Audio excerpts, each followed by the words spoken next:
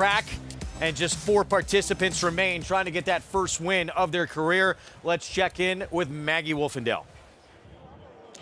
And Greg, as I'm standing here trackside, yes, it's very sloppy, but at the moment, we do have some sun peeking through. It feels as though, as you guys were mentioning, that this track could be more drying out and closer to good by the time that we do run the Grade 1 Whitney for National Treasure and the rest. Big field, looking forward to it. As we'll take a look here at your favorite for this opener, it is going to the horse with experience, and that's number 4, Reach for the Rose, as he debuted down at Gulfstream Park for trainer Safi Joseph in that race, which we saw Galbadon come out of the winner that day and finish second at Royal Ascot. So a live race, to say the least, but that was on turf, and he was flying late. But looking at this son of Audible, who does tend to throw more dirt horses, I don't see why he can't handle this sloppy track today.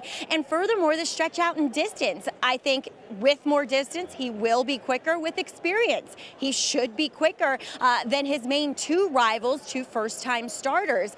He's warmed up beautifully with Jose Ortiz. He looks incredibly fit, and he's coming in here with a really nice breeze, too. Kind of a blowout going back to July 22nd. Really nice gallop out, too, in 48 flat, according to the DRF Clocker report. Number 8, Assertiveness, goes out for strong connections in Todd Pletcher and Mike Rapoli. Son of Into Mischief, out of the multiple graded stakes winning turf mare, Isabella Sings.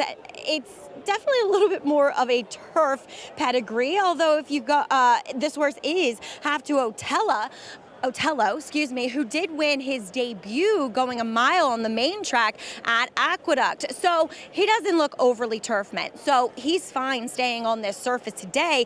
I was just worried about his lack of experience, because back in the paddock, he just seemed bewildered. He was the only one hollering and just kind of seemed lost. He warmed up better and more professional than what he showed back in the paddock. But again, I feel like the horse that has the experience has the advantage, Greg. All right, Maggie, thank you. See what happens here in this field of 4 to kick off this Saturday card on Whitney Day. Even money on Reach for the Rose. Safi Joseph Jr., Jose Ortiz in that second place finish, albeit on the grass in the debut. I mean, yeah, having an experience is such a big edge in a race like this. And if he's to transition to the dirt like he ran on the grass, he'll be very tough to beat here. The Rapoli runner's got a really nice pedigree. Into Mischief for Todd Pletcher. Flavian Pratt rides. Let's kick off this card. Go upstairs. Frank Miramonte with a call. It's a fast start for Reach for the Rose. On the inside, Dew is flashing speed 2. And in between them, Insubordination is now backing off as Assertiveness inches up to take that 3rd spot. So it is Dew, the gray, leading the way, pressed just a head back by Reach for the Rose. They swing on to the backstretch with Assertiveness a length and a half behind them in 3rd. Down at the rail, it's Insubordination. 23 and 4 for the opening quarter mile. Dew a neck, Reach for the Rose, traveling kindly enough in 2nd. 2.5 more, Assertiveness, head and head with Insubordination as they come toward the half-mile pole.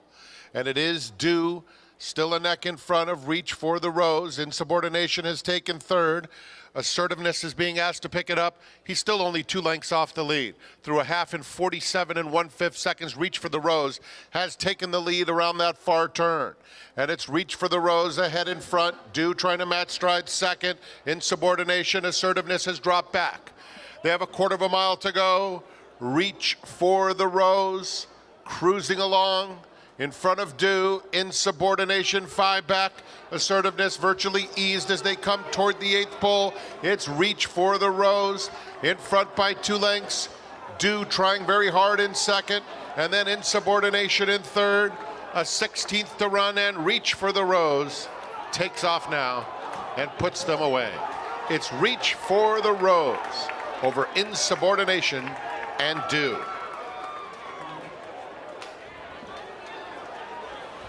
Reach for the Rose with a win on this wet track. Safi Joseph Jr., Jose Ortiz, that duo will team up in the Whitney on Skippy Longstocking later today. Yeah, well, he was always just traveling so well into the bridle. You can see that Jose Ortiz had him right where he wanted him, perched just outside of the pace setter, and it was a formality from here on out.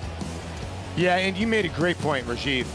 Although this horse only run on turf, the experience paid off. I thought the 3 ran a nice little second here. You know, 2 did a lot of the dirty work, but the 8 got eased out of here, just did not like the slop, but the 4 had the experience, and that's just giant. 4 to 5 favorite, formful start to this Whitney card. And Ken Ramsey Silks in the winner's circle to be in this Saturday afternoon. One more look here down the stretch. 4-3-2-8 finish here in the opener. Yeah, and you can see the left-hand urging there from Jose Ortiz. He kept the 4 busy, Rajiv, just to make sure. You can see he's looking at the infield board. Yeah, these young horses that have just, raced once, and some of them making their debut, they get a little bit lonely when they're by themselves. They're herd animals, and when they get clear, they start thinking about what to do next. And that's one of the reasons why the jockeys have the crop, to encourage them to keep on persevering through the wire. So Reach for the Rose kicks things off as the sun has peeked out. Blue skies. We'll see if this track continues to dry out throughout the afternoon as this second-time starter, race that comes off the grass, gets the win here on the wet going. Again, for Saffie Joseph Jr., who's going to have seemingly a major player in that Whitney. What do you think of Skippy Longstocking? I like Skippy Longstocking. If the racetrack was this right here, Skippy Longstocking would be a major, major contender. He's 2 for 2 over the wet, but by the time they run the Whitney, we'll see. Yeah, and on these big days, it's nice to kick off the day with a win. You get confidence as a jockey and connections. It's a good lead up. Yeah. We'll be back with prices, set the stage for an early pick 4 when we return. Still to come, the main event. Bob Baffert, as Paulie said, he usually comes here with a purpose in races like this. National Treasure, last year's Preakness winner. Dominant Met Mile winner on this racetrack in early June. Can he add the Whitney? We'll find out. Stay with us.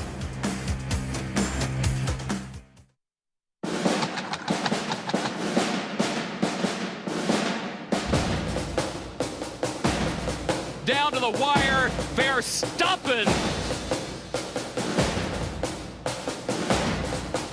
Here's the finish, ancient roll. War Bomber's won the King Edward. Shield Team has won the Twilight Derby. Warfront, standing at Claiborne Farm. RaceLens is the most in-depth product in horse racing, with unique features found nowhere else. True odds, predictive analysis, and pace projection. RaceLens. It will change the way you follow horse racing and take your game to the next level. Nominate your horse today to join racing's elite on Travers Week at Saratoga, August 21st through 24th. The championship road runs through 9 stakes, topped by the DraftKings Travers. Go to NYRA.com/horseman to nominate by August 10th.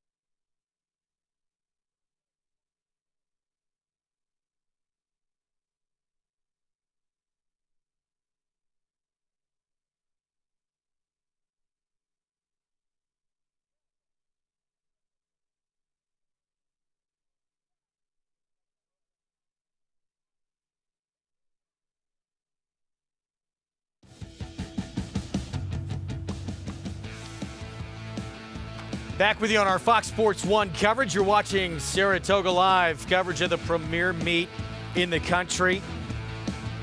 And the Whitney viewing stand there on the Oklahoma training track across the street. Great place to catch those morning workouts.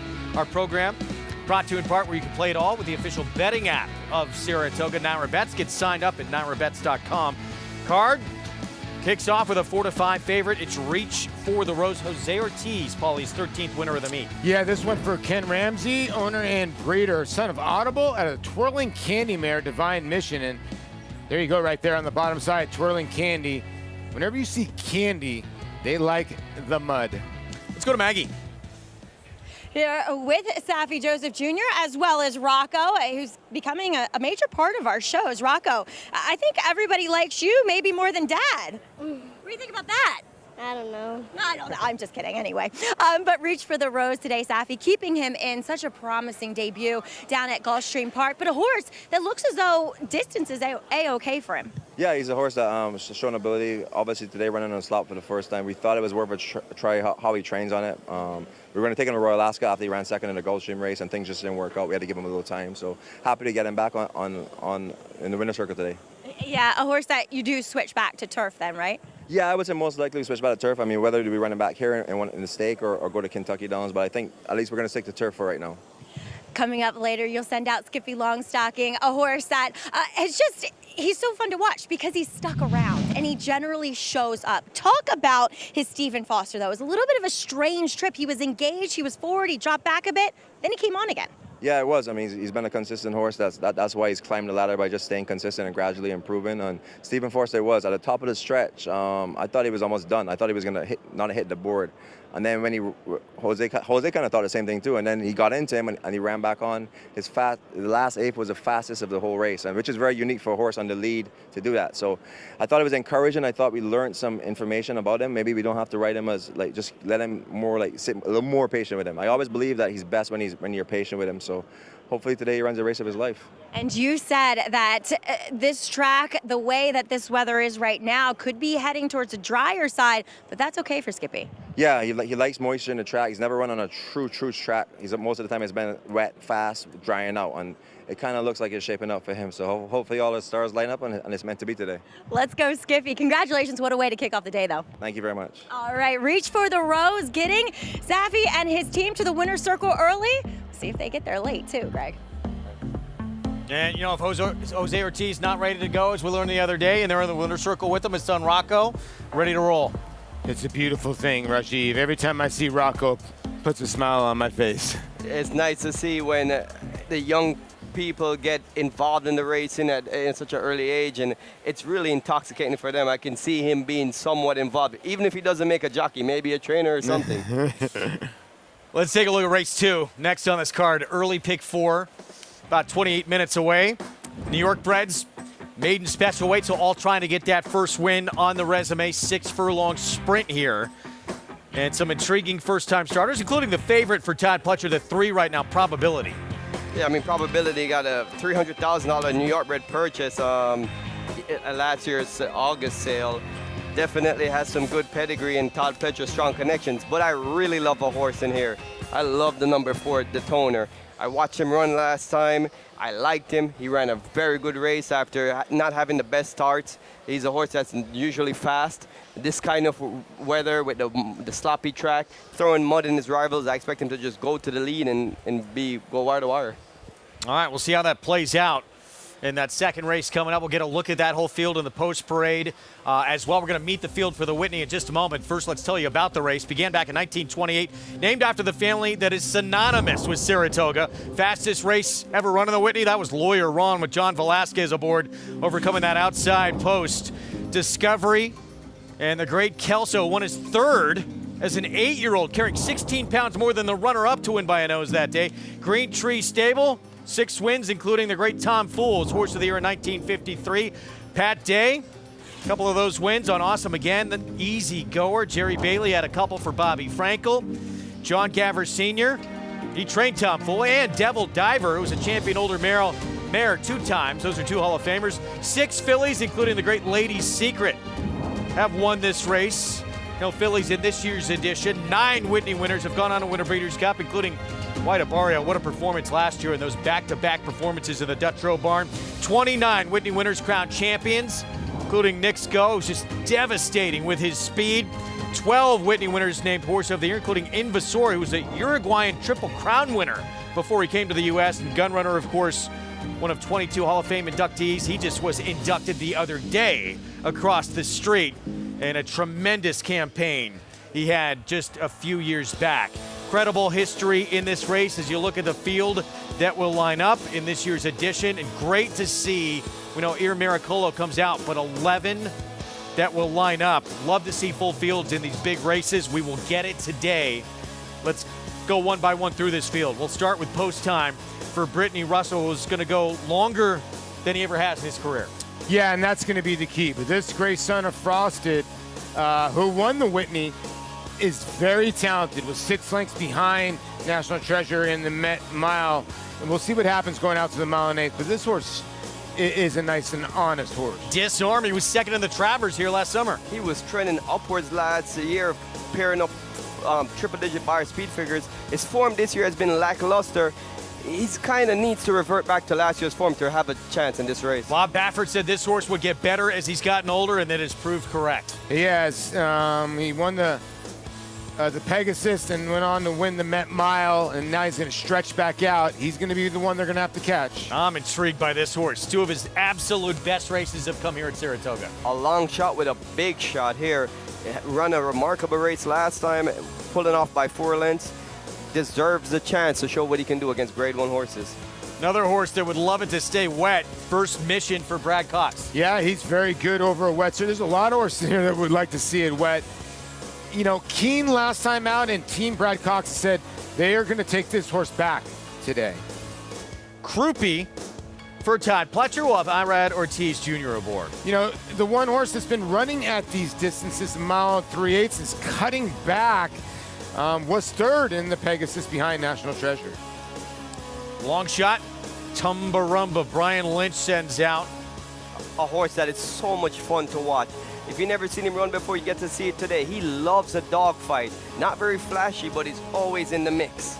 First or second in 10 of his 15 starts. This will be a class test, though. Bright Future, another from the Todd Pletcher barn, who was a Grade 1 winner here last summer. I think a major player here. 2 for 2 over the racetrack.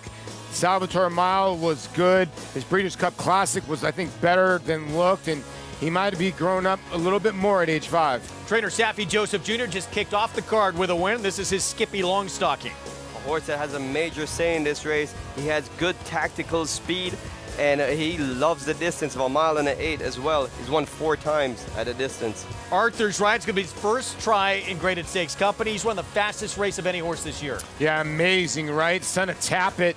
The Point Given mare, and Point Given was one of the ones that could pull this off, won the Whitney. He was freaky last time out, going a mile and a quarter. That was the first time going around 2 turns. And another from Todd Pletcher, outside post. Charge it, we'll have John Velasquez aboard. Well, he does have a massive race in his chamber, because if you ever saw his Dwyer win in 2022 when he won by 23 lengths, that made him look like a super horse. Hasn't been able to do that since, though. Yeah. Full field, but all eyes are going to be on National Treasure with really, he won the Preakness last year, but it wasn't the kind of performance that made you think he's the kind of horse that he's become now. He has really changed. It probably started with that Breeders' Cup Dirt Mile last year. Yeah, you could say that. I mean, when he won the Preakness, I think a lot of people thought, okay, Blazing Sevens came right up to him, looked like he was going to go right on by. And then he's just progressed to this.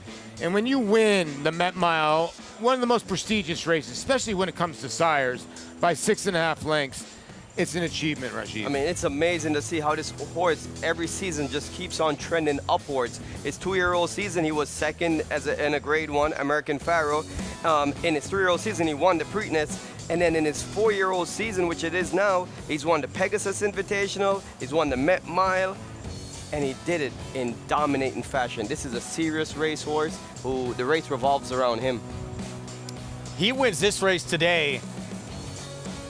Obviously, there's a filly that could make some history later in August. But outside of that, he is a really heavy favorite for Horse of the Year, wouldn't you think? Yeah, I would think so. I mean, he would try to obviously punctuate it with the Breeders' Cup Classic, and in that division, he would probably stamp himself. Listen, the Whitney winner usually stamps himself as the horse to beat in the Breeders' Cup Classic. We saw last year, besides the turf runners, every dirt starter that won of the Breeders' Cup made a start at Saratoga. Yeah, last year, as Paulie said, it was the Whitney and then the Classic for White Barrio. We've seen Nick's Go pull off similar as well.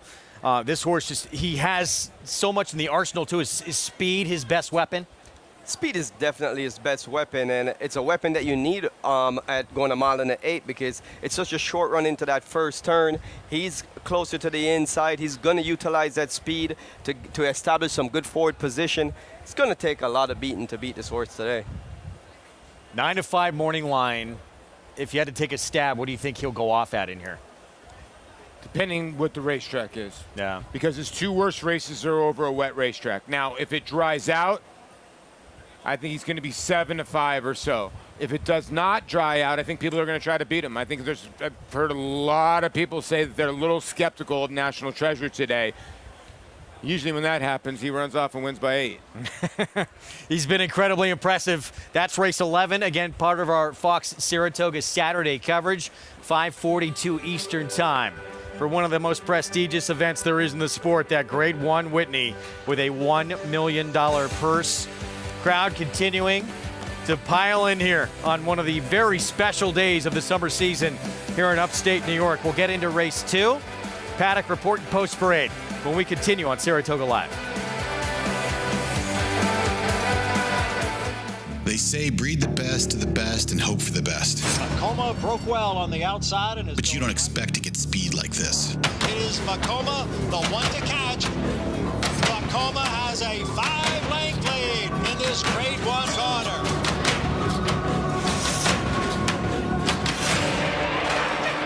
Inside, Macoma continues to battle on down at the rail.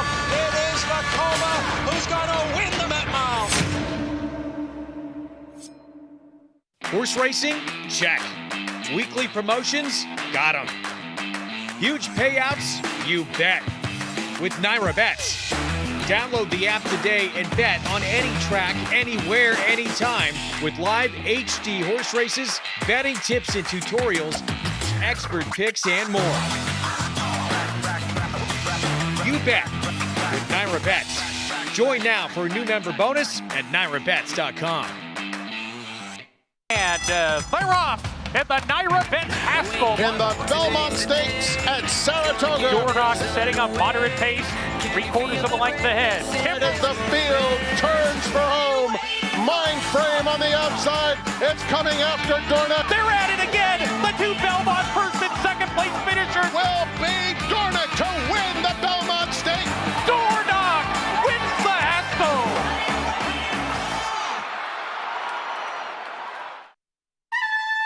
The spirit of Bushido. Courage. Respect. Integrity and honor. With honesty and sincerity, we hone our spirit to a winning edge. The way of Bushido runs straight and true. The soul of racing.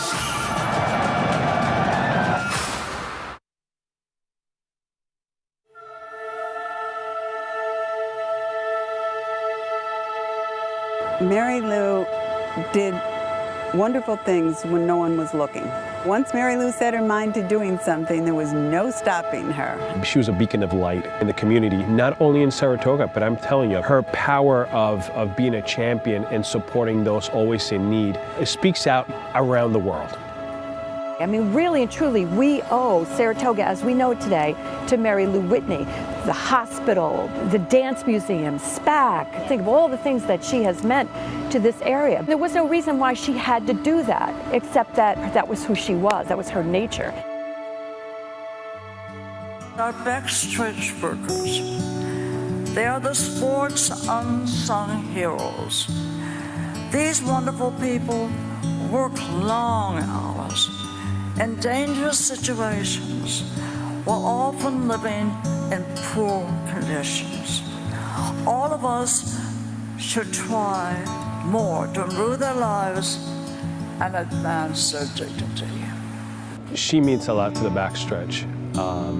From her smile, from her genuine giving back.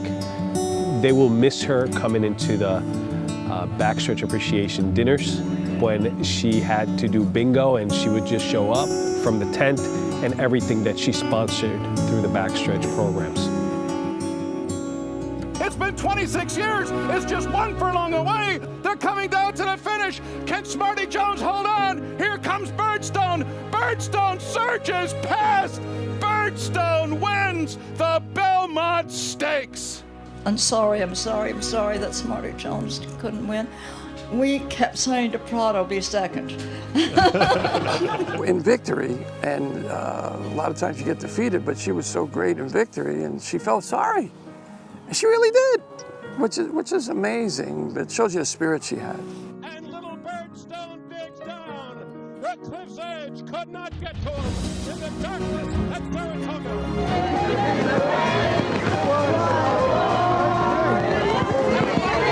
She fought. I mean, that's a good example for everybody. Don't give up. She just kept at it, you know, and she never wavered. So, great inspiration for all, especially me. The way she told everyone, these are our horses. It's our responsibility to take care of them, not just when they're racing, but afterward. I have never had a friend like Mary Lou before in my entire life, and I know I'll never have another friend like her.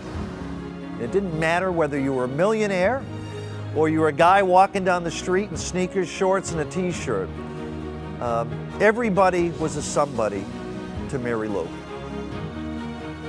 Knowing these people and writing for them is an honor, a privilege, and something that I will never forget. I was very proud when I wrote for the stable. It was to me like I conquered the mountain that I was trying to get up to. Every once in a while, somebody comes along that makes a difference, and then somebody comes along that makes a huge difference. A tribute to her should last forever.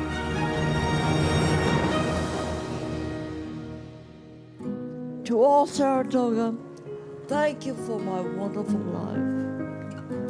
May God bless you, and may God shine His love on Saratoga and on this track.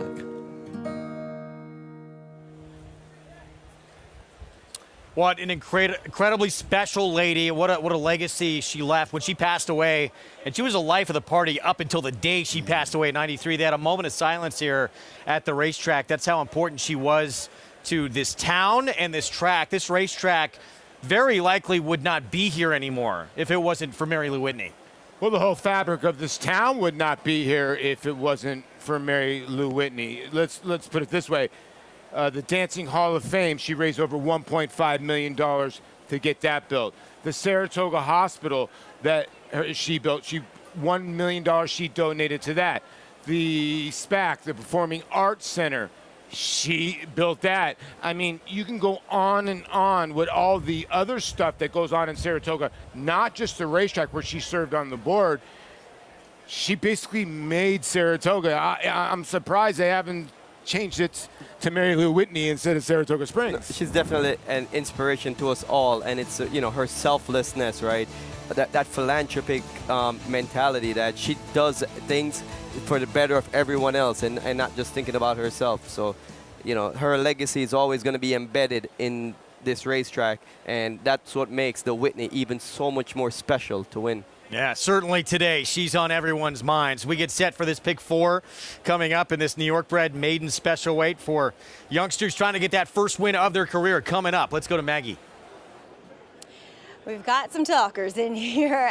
Fortunately, though, the one that is taking the most money of those debuters is being very professional, and that's number 3 in here, Probability, a son of Improbable, as he oddly has never had a first-time out winner, and his progeny have been proven to be better on the turf, though they still paid $300,000 for this New York bred out of an unraced dam, and the half siblings better on the synthetic. I suppose they bought the individual because he is quite good looking, really well balanced. Everything is where it should be. And watching some of his workouts, actually his last one from the gate with Open Company Contrabandist, we'll see a bit later, he was going a bit, although he was slow from the gate, so that might be his Achilles heel. He was going better late in the game. So I think this is a strong favorite from everything I can see here in the paddock. Now he'll take on a rival that has had 5 more starts than him. Making his 6th start of his career is number 4, the Toner, who I thought ran very well for his first start against New York breds, but he walked in really washed out, which I know it's hot, but more so than he should have been, since he's actually cooled off a bit. So I suppose it's better than I initially kind of got the impression. Those front wraps do stay on here today. So the Toner, will he finally break through after several runner-up efforts? Number 2, Smile and Say Cheese, another a Salamini in here out of Picture Day. I love that name.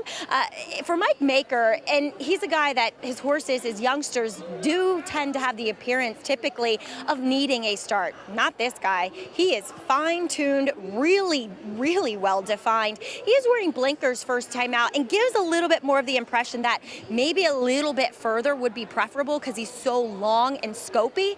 But he does look ready, and he's acting ready for this debut. Moving on to the outside with number 10, Spirit of the Law for Barkley Tag. Fun to see Barkley sending out these progeny of Tis the Law. On the bottom side, though, it's far more turf, and of the Tis the Laws that have run, they've been better on the turf. So Barkley opts to run this one here. I don't see anything physically, though, prohibiting him from taking to the surface, which, as I always say, these sloppy sealed tracks, they can mimic turf courses, so he might enjoy the going here.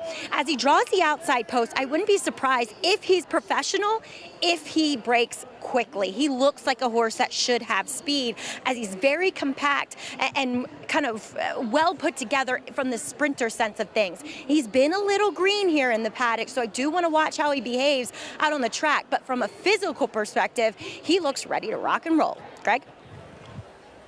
Maggie, thank you. Great to see those silks with a Tis the Law. Of course, campaigned the strange year where the Belmont Stakes kicked off the Triple Crown with Tis the Law. They added the Travers later that summer as well. I want to remind everybody our Saratoga contest still going on. Feed your competitive edge. Register now to win cash prizes and seats in the next week's $300 contest. Registration closes before Saratoga's 3rd race today. Go to nairabets.com/contests to learn more. Call to post behind us as we get set for the post parade on Whitney Day. You come in your best. Here's 12 Nelson, first-time starter from the rail. Yeah, this went for the Michael Gorham barn, and Kendrick Carmouche will be aboard here at 23-1. Smile and Say Cheese, Mike Maker runner. Mike Maker having a terrific meet. Aptly named out of the mare Picture Day, who was an 8-time winner on the dirt. 2-1 favorite from the Todd Pletcher barn. Here's Probability. Yeah, and a horse that's been working well, does have a good gate drill, and does draw Irad Ortiz Jr.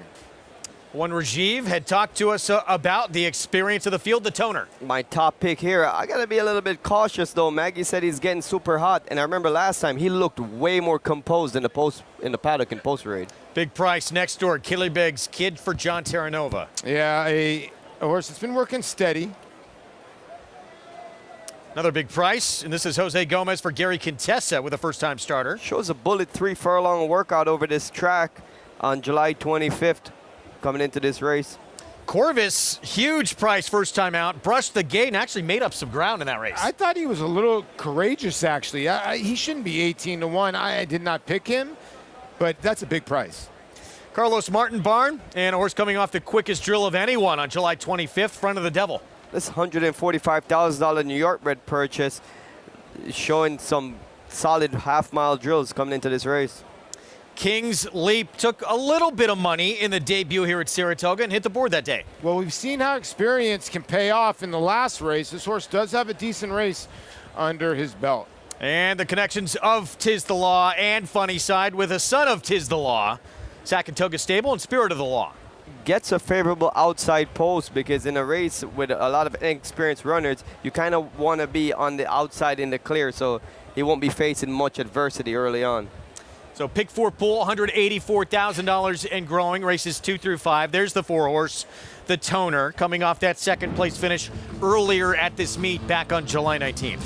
But this day, we were expecting him to go to the lead, and he ran into a monster on the Who's radar, who just broke from the inside, and the Toner was in chase mode. What I loved about that is he showed a different dimension. He was chasing this runaway winner, but he never gave up. You can see him actually pulling away from the rest of his competition. And something that prior to that, he had 4 races where he showed a lot of speed and faded. I think he's a horse that is learning the game. He's going in the right direction. He's coming off his best effort yet.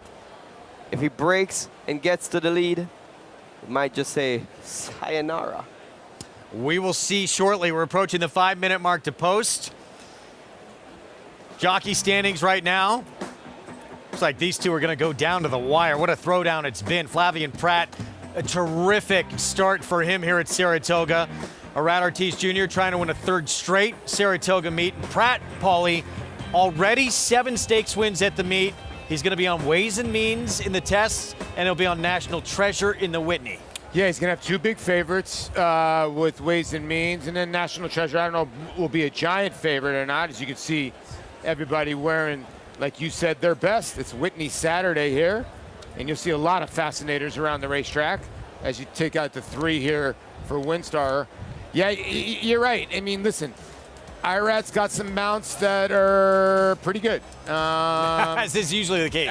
Although, you know, race number 10 gets taken off, so he loses Cogburn. But, you know, he's always in the mix regardless what kind of horse he's on.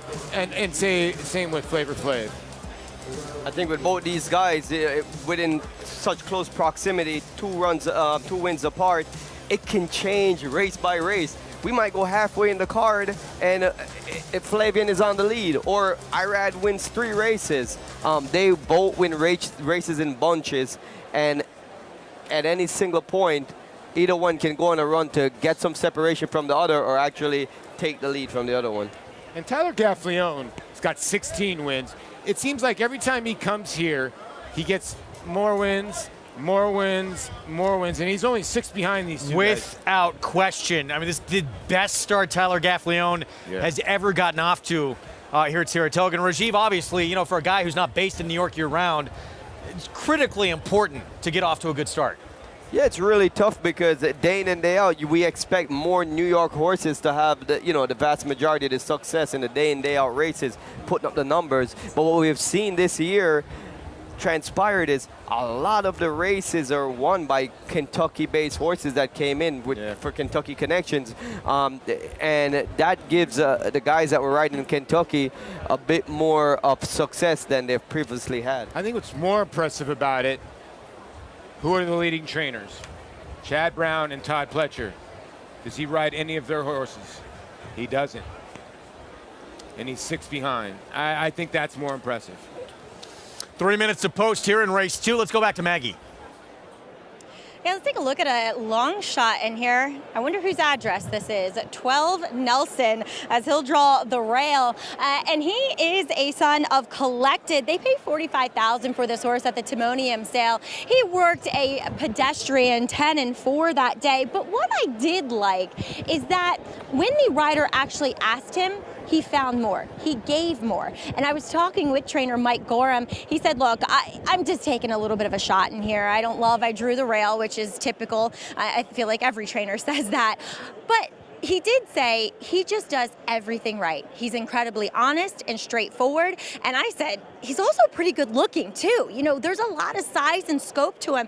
And he literally has done everything right prior to this debut. So one I want to pay attention to, not saying he's a win candidate, but a horse that I feel like this effort he can build upon. And maybe we take him next time around. As we'll move on to number 8, Friend of the Devil. I'm not a Deadhead, but this is by far my favorite Grateful Dead song. Also, I mean, owned by Blue Devil Racing. Maybe that's what they're going with there. But this one, it's actually a little bit more turf on the bottom. The dam being a 3/4 sister to Mushka, who was a multiple greatest stakes winner on the turf and synthetic. Now, he's been really professional, too. We've seen Javier Castellano as well keep this guy moving. I mean, he's gotten the biggest and most vigorous warm-up of any of those horses out there.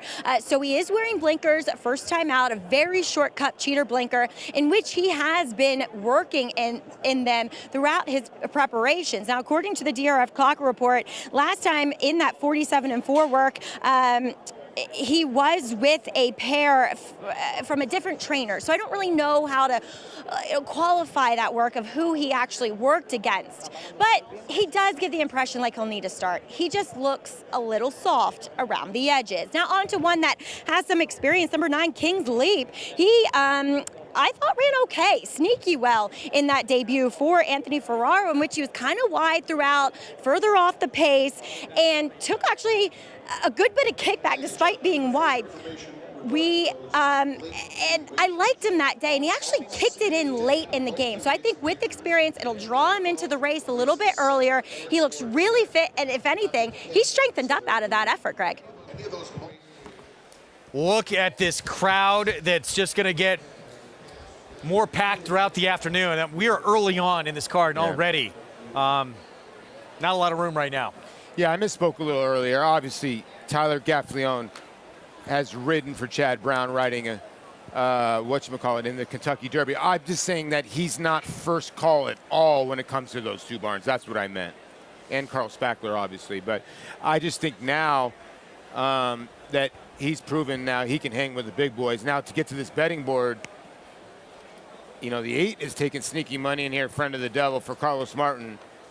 I just think that the 3 might be live in here. We'll see what happens. The only thing giving me some reservations about the Toner is what Maggie said about him in the paddock being a little hot and bothered, because last time he wasn't. Other than that, I see him as such a most likely winner of this race based on his form. He has the experience edge. He has speed over a sloppy track, something that I like, especially against inexperienced runners.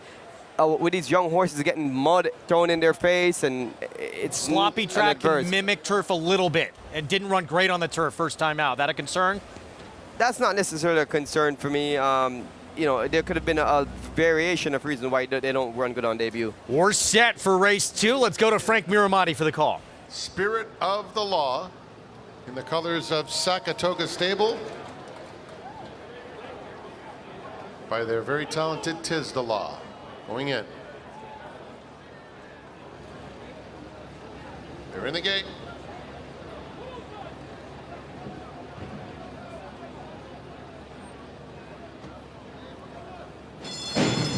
And they're off. Smile and Say Cheese is the quickest out of the gate. Alongside, but now I'm found is flashing some speed, and in between them, Probability is up and on the pace too. It's another 2 to a lineup across the track. The Toner is racing down on the rail. Friend of the Devil in the pink cap is moving up widest of all. On the extreme outside, Spirit of the Law is 4.5 lengths off the pace. The opening quarter went in 22 2/5 seconds. Corvus is losing some ground around the far turn, and 12 Nelson is at the back of the field. They're coming toward the quarter pole, and Friend of the Devil with a wide bid battling for the lead in between horses. Smile and Say Cheese, and on the inside, the Toner. The Toner with a white face goes on with it now and opens up 2 lengths coming to the 8th pole. Smile and Say Cheese is coming right back for more, though. These two putting it on, and it's Smile and Say Cheese who takes the lead at the 16th pole and will fittingly pose for picture soon. Smile and Say Cheese wins it by 3.5. The Toner was second, Corvus third. It's a tight photo for fourth between King's Leap and Probability. Smile and Say Cheese will get an opportunity to do just that, as Frank Miramati said. Picture time coming up here in the debut. A horse that looked like he wasn't sure of what he was supposed to be doing. He's coming around the turn. He was not navigating it too well. He was bearing outwards, which opened the rail inadvertently for the Toner to have a dream trip through.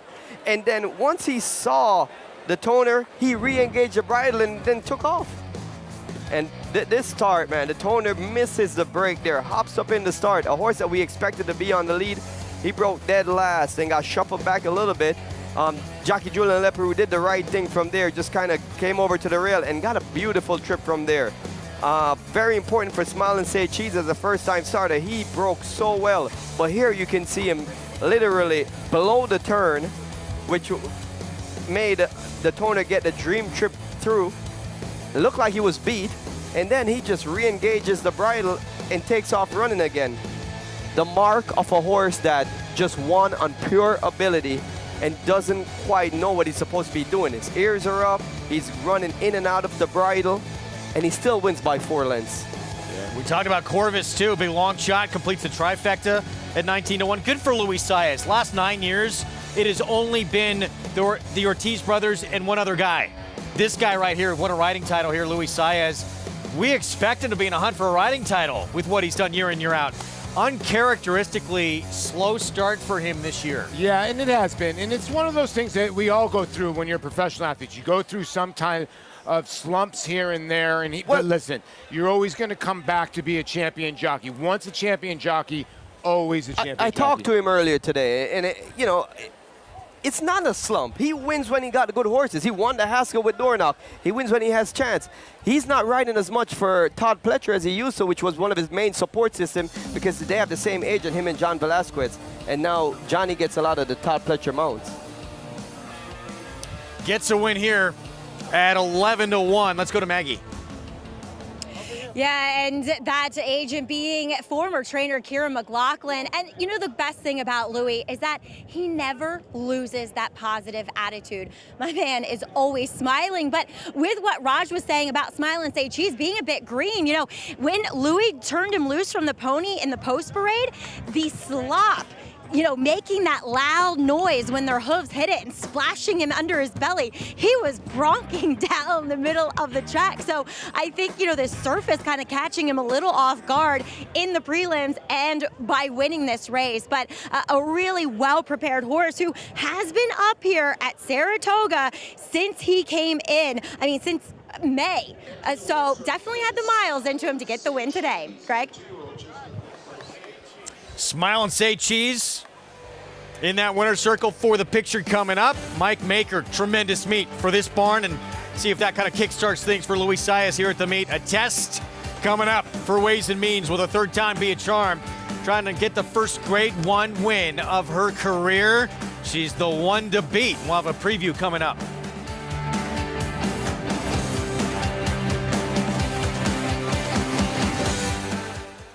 Twirling Candy, proving Lane's End's stallion-making tradition. Twirling Candy has seen success on the track and sales rate, siring multiple Grade 1 winners and millionaires, including Exalted, Beyond Brilliant, Gear Jockey, and reaching 7-figure yearling and 2-year-old sales. By the legendary Candy Ride. Twirling Candy, a leader of his generation.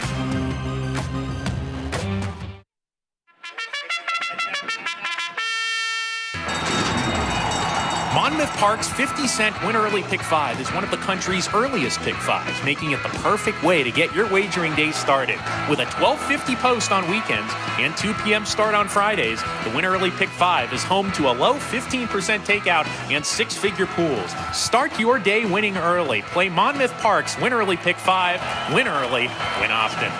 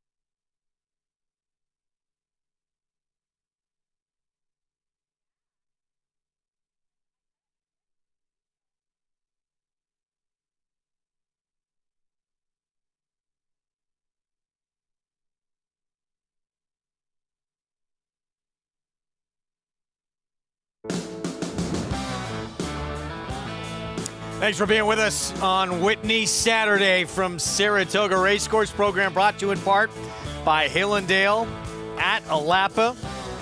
Race 2 in the books, and it's a first-time starter. Let's see that smile from this debuter here. Smile and say cheese with the win for Mike Maker, Paradise Farms, and Luis Saez. $25.60 for the win. 2, 4, 7 finish. Let's go to Maggie. Cleverly named debut winner. Smile and say cheese. Mike, you were just giving me grief because you low-key touted this horse. My memory does not serve me well. Sure did when you were talking about pedigrees. Then my memory didn't serve me well. Well, talk a little bit about getting him ready. You've had him up here at Saratoga since May. At least that's what his workout tab would suggest. He just looked so fit today. No, he's been training a while. He's been a bit of a slow learner, but he was working with Under Who's radar, so we had high expectations for him today. Absolutely, a nice other debut winner that you've had at the meet. A little bit later, you send out My Main Squeeze. You know, what are we looking for her? I think we've kind of learned that she's much more of a one-turn horse. Am I right? I agree with that, and I hope the sun goes down and the track stays like it is right now. She does like it wet. Talk a little bit about, though, if it does dry out. No, we still have a lot of confidence in her. Looks like there's a good pace in the aerial for her, so we'll see what happens. You're not afraid to run these New York breds in open company. Talk a little bit about the success you've had in doing so. Oh, it's been unbelievable. They were just showing me a picture of Red Knight making best friends with Channel Maker out at Old Friends. So brings back a lot of memories. Oh, that's really cool. Yeah, we had Michael Blow in here for the TAA with the presentation. Well, Mike, congratulations. Best of luck later with My Main Squeeze. Thank you. Appreciate it. All right. And he is smiling and saying cheese. Guys. This guy's best friend, you brought out the Mike Maker that has shown that jokester that he has inside. Usually very reserved and quiet, but seems to open up with you. Calls me every morning, woke me up this morning, sent me breakfast in bed, said I had some good chances today. And me and Mike, we've come close. I have to give myself credit. I'm the one that really got Mike Maker on Cart Talk. You got him out of his shell? Yeah, 100%. Look, and we all knew he's a terrific trainer. Yeah. He had one of the great claiming trainers in the sport, but also great with, getting horses and getting them to become stars, especially going long on the grass. He had an amazing first half here a couple of years ago. He's off to one of those starts again this year.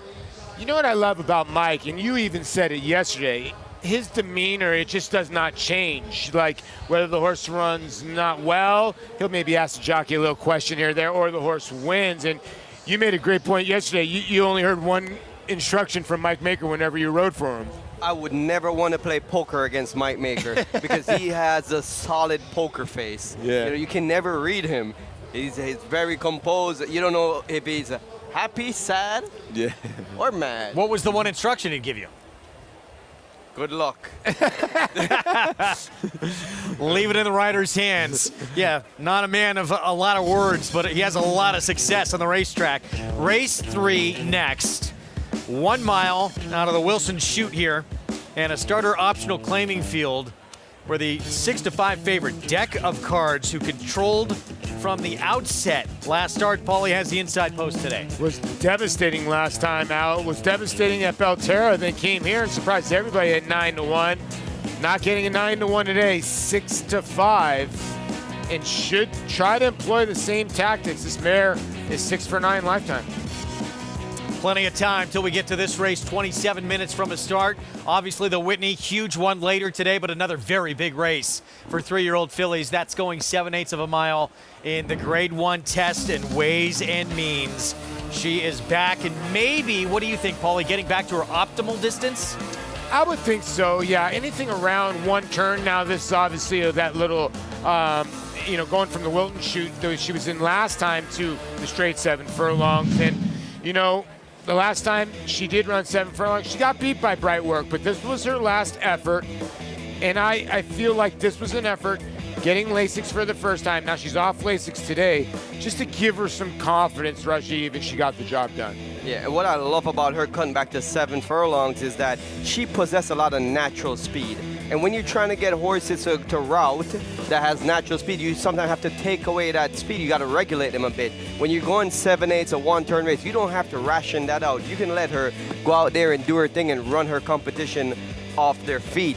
And I think that's what they're going to do. They're going to let her bounce out of there. She doesn't have to be on the lead, but she can get into her rhythm without taking anything away from her. And she has a dangerous cruising speed. We knew before she ever ran, there was talk about the kind of talent she had. She showed it in the debut here at Saratoga. And then when she got beat in the spin away, not to mention all kinds of problems in that race when Brightwork beat her, she also came out of that race with an injury. Lost nothing in defeat, but it is interesting that Brightwork comes back after beating her in the spin away last year. It's going to make her return now as a 3-year-old. Yeah, Brightwork is a horse, for Johnny Ortiz in her last 2 efforts has not been good, but off the layoff, cutting back in distance. Is this the starting point for her season or not? When I just look at ways and means, I just think she's going to be really tough to handle in here. Like Rajiv said, she's just got great ability to rate. I do think Brad Cox's horse, Emery, is the other horse in here, to be honest with you. Not Denim and Pearls. That's what I was going to ask. You like Emery better than Denim and Pearls? Both from the same barn. I think Denim and Pearls has to be given a big look in here. She was a massive favorite in the 8 Bells, which is a strong race, and she had a nightmare trip. Everything that could have went wrong. And based on that race, she's getting overlooked a little bit. I think she's the one that can really make a big impact against the favorite. We'll see. My main squeeze again. New York bred. Very talented. It's going to be a great race. One of everyone's favorites each and every summer up here. That test for 3-year-old fillies, that's still to come later on today's card. Race 8 later on this afternoon. Brittany Russell, she has become a force in this game. Sheldon Russell will be aboard in post time. Can he get the distance? The big question for the horse from the rail in the Whitney. Stay with us.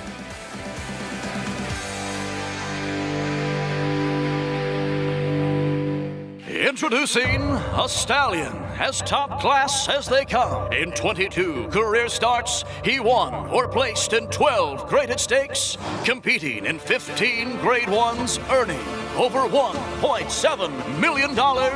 His undisputed speed is evidenced by 7 100-plus Spire speed figures, a 3-time grade 1 winner, Raging Bull.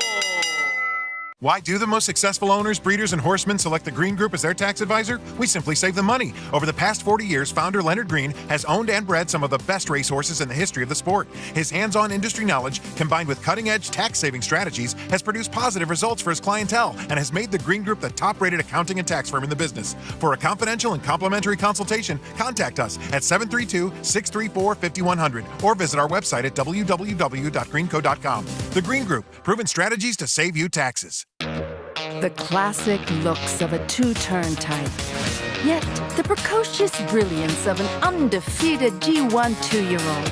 Maxfield, a breathtaking run at the top of the stretch. Maxfield. He took it to the max in his chosen field. Now you need a mini Maxfield in your chosen field. His first yearlings are selling now.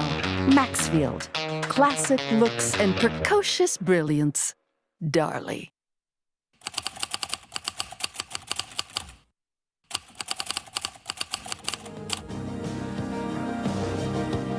Complexion.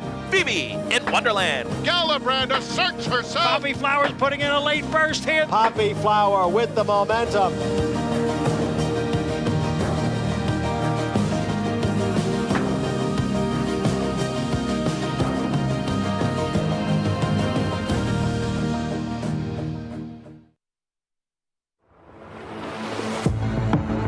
McKenzie was always on our radar screen. He'd already won 3 grade ones before the Whitney, but winning the Whitney and defeating the eventual Breeders' Cup champion Vino Rosso really kind of made the final push for us to pursue the horse and get him here at the Gainesway Stallion Barn. Coming to the final furlong, McKenzie's in front. McKenzie comes by the 16th pole, and he's gonna do it. McKenzie has won the Whitney. You know, it's hard to believe it's been 5 years since McKenzie won the Whitney Stakes. You know, he ran a 111 Beyer there. That was his highest Beyer that he ever ran in his career, and he ran 11 triple digits Beyers. obviously he has an affinity for the track, and so hopefully the offspring do as well.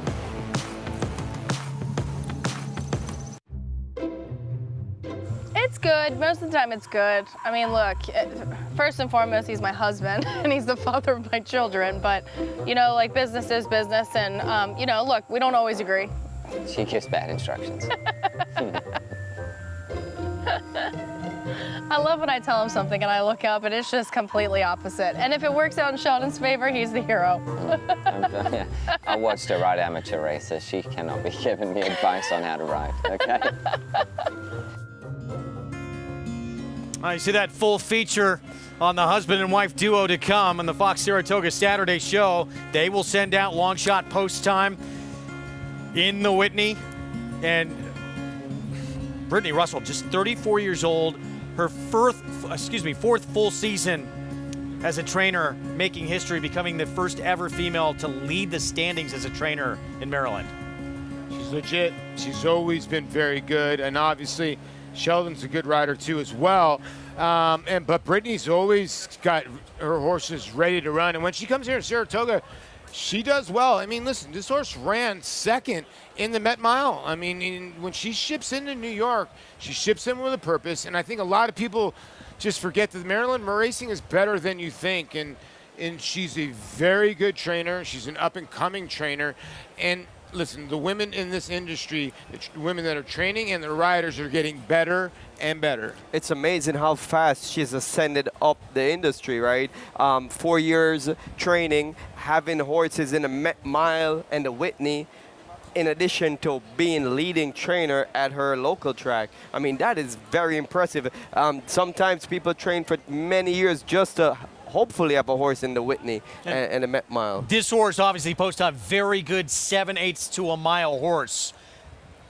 They're taking a shot here, obviously, to see if this horse could get the distance in here. Would you have not thought, if they thought he could go a mile and 1/8, they would have tried it by now, or say now's the time to try it? Well, I guess now's the time to try it because the horse is in really good form, and I would think Brittany would know, right? And she's probably thinking, okay, I ran second next to the favorite in there, and you know, in the Met Mile, maybe I can run second to him again. The Bob Baffert runner, the horse is very honest horse. If you look at his PPs, he's there every time. And when I talk about it, Jen Antonucci just set the world on fire. Then it came Lindsay Schultz, she can train. Brittany Russell can train. There's so many. Michelle Giangulio, and then you have Katie Davis. You have the Davis sisters. Just a lot going on, but she can flat out train. See you post time. Can handle that stretch out. And yeah, as Paul talks about, remarkably consistent, 8 for 11 lifetime. First or second in 10 of 11 starts. Want to remind everyone, still to come later today, take advantage on your Naira Bets account with the Travers Bankroll Builder for the Whitney. Get $20 to boost your bankroll. With that Bankroll Builder, went up to $100 towards the Travers when you bet select races. Go to NairaBets.com. You got to opt in for that play. Bet $50 on the Whitney today, and you'll get that $20 bonus in your Naira Bets account. Do not forget to opt in.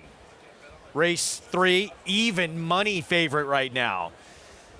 On deck of cards, it's going to try and make it 5. Well, going back with that long break in between. 6 in a row, I should say, for deck of cards.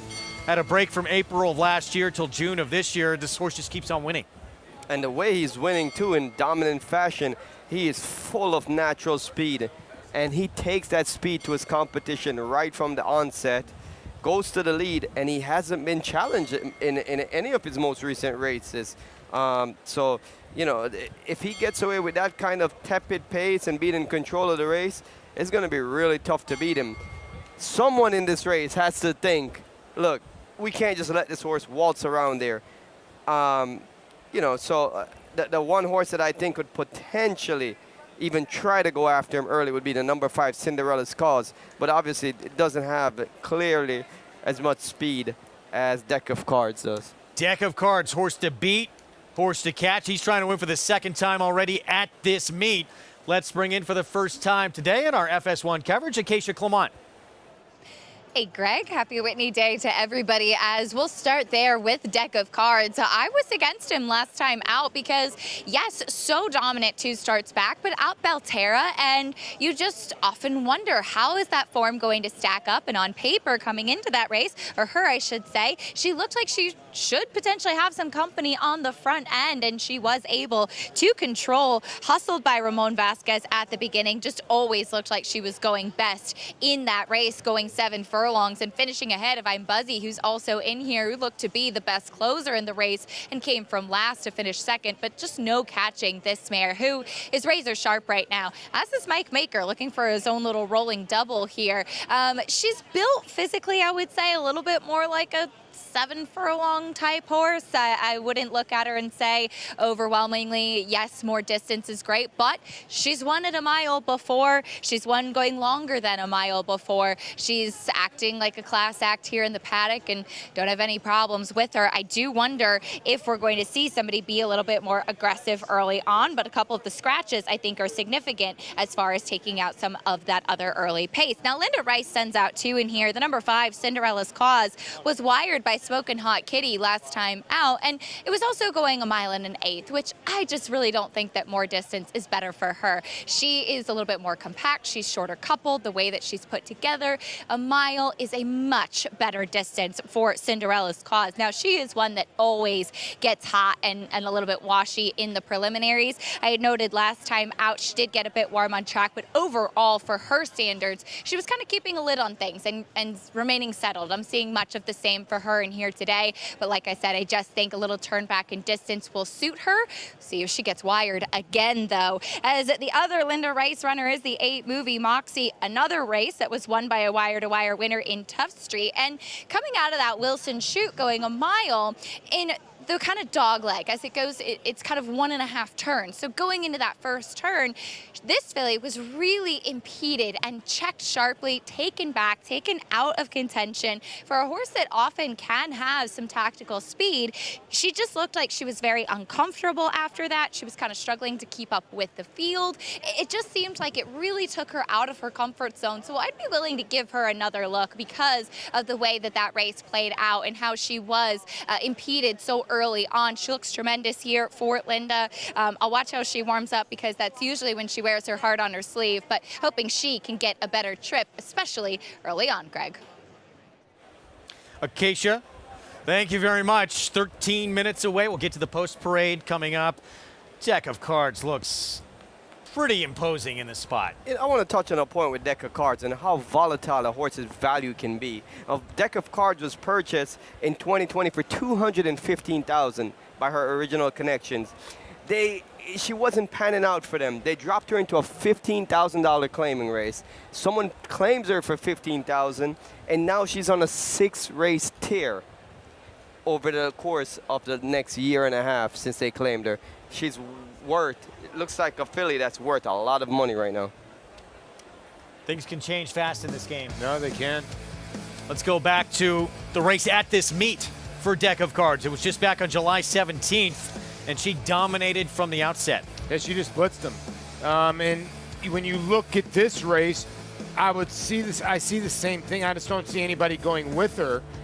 And when you win by 8 3/4, going a router ground, and then you came back here on the cutback, she just crushed him. I get it. I'm Buzzy came rolling late, but I'm Buzzy is a perpetual horse that breaks last a lot, and the 8 comes from way out of it. Movie Moxie cutting back from a mile and an 1/8. The 1's going to be in front. Whether she holds it together to the wire remains to be seen, but she's going to be 2-3 clear by the time they head home. I'm always looking for some vulnerability when I see a heavy favorite or expected heavy favorite. That's the first thing I look for. And what would be the vulnerability? Well, Deck of Cards, the speed horse. She's going to get an easy lead. There's no one to challenge her early. That's not a vulnerability. She's actually has an advantage just being from the inside and being lone speed. So then I shift my mind into thinking, how do you capitalize it? Deck of Cards look like a very likely winner. How do you bet the race, Paul? At what point do you take, if you really like this horse, do you take even money, Greg? I think even money looks pretty good here. Even money feels like an overlay. She's going to control. She's got the post you want to control from out of this Wilson chute. She just continues to win, and I'm with you. And here's the other thing: the 8 who they're betting, movie Moxie, 0 for 4 here at Saratoga. I get it. Been running against better, and when you look at, the one, she's rising up in the class ladder, and so many times we dismiss the horses rising up in the class ladder. They're not today, but I don't know. I can't find a reason to beat her. That man right there enjoying the good life in this sport, Jason Worth. A lot of success, as Paulie knows, on the baseball field, and now he's got a major contender for a champion 3-year-old with the Belmont Stakes and Haskell winner Dornick. Yeah, he just texted me, WYA. I said, I'm over here. The Paddock said, he said he was going to bring me a Send Me Louie hat.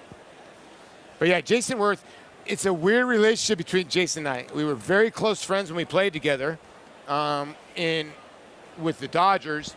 Then we became foes, like deep foes. Like when the Mets and the Phillies went at it in 06 and 07, we had a couple brawls. Him and I stayed friends together through all of it, and we joke about it now, but we had some intense games in Philly, yeah. For those that don't know, yeah, Paulie could get incredibly intense on the diamond. What a horse to have. I mean, for Jason Worth to be involved with that horse and to go through this run that he's had, and a horse who had all those expectations, full brother to last year's Kentucky Derby winner, so much expected of him. And then he had that success early on as a 2-year-old, but really it was not happening as a 3-year-old. No. And then all of a sudden he turns it around. I'll never forget, he touched my shoulder about 3 years ago at Kentucky Downs. I was sitting in a chair at Kentucky Downs. He touched my shoulder. I said, what are you doing here? We gave each other a big hug. He said, oh, I bought this 2-year-old. I bought into this 2-year-old that's a half to major. I think it just run or something to that aspect.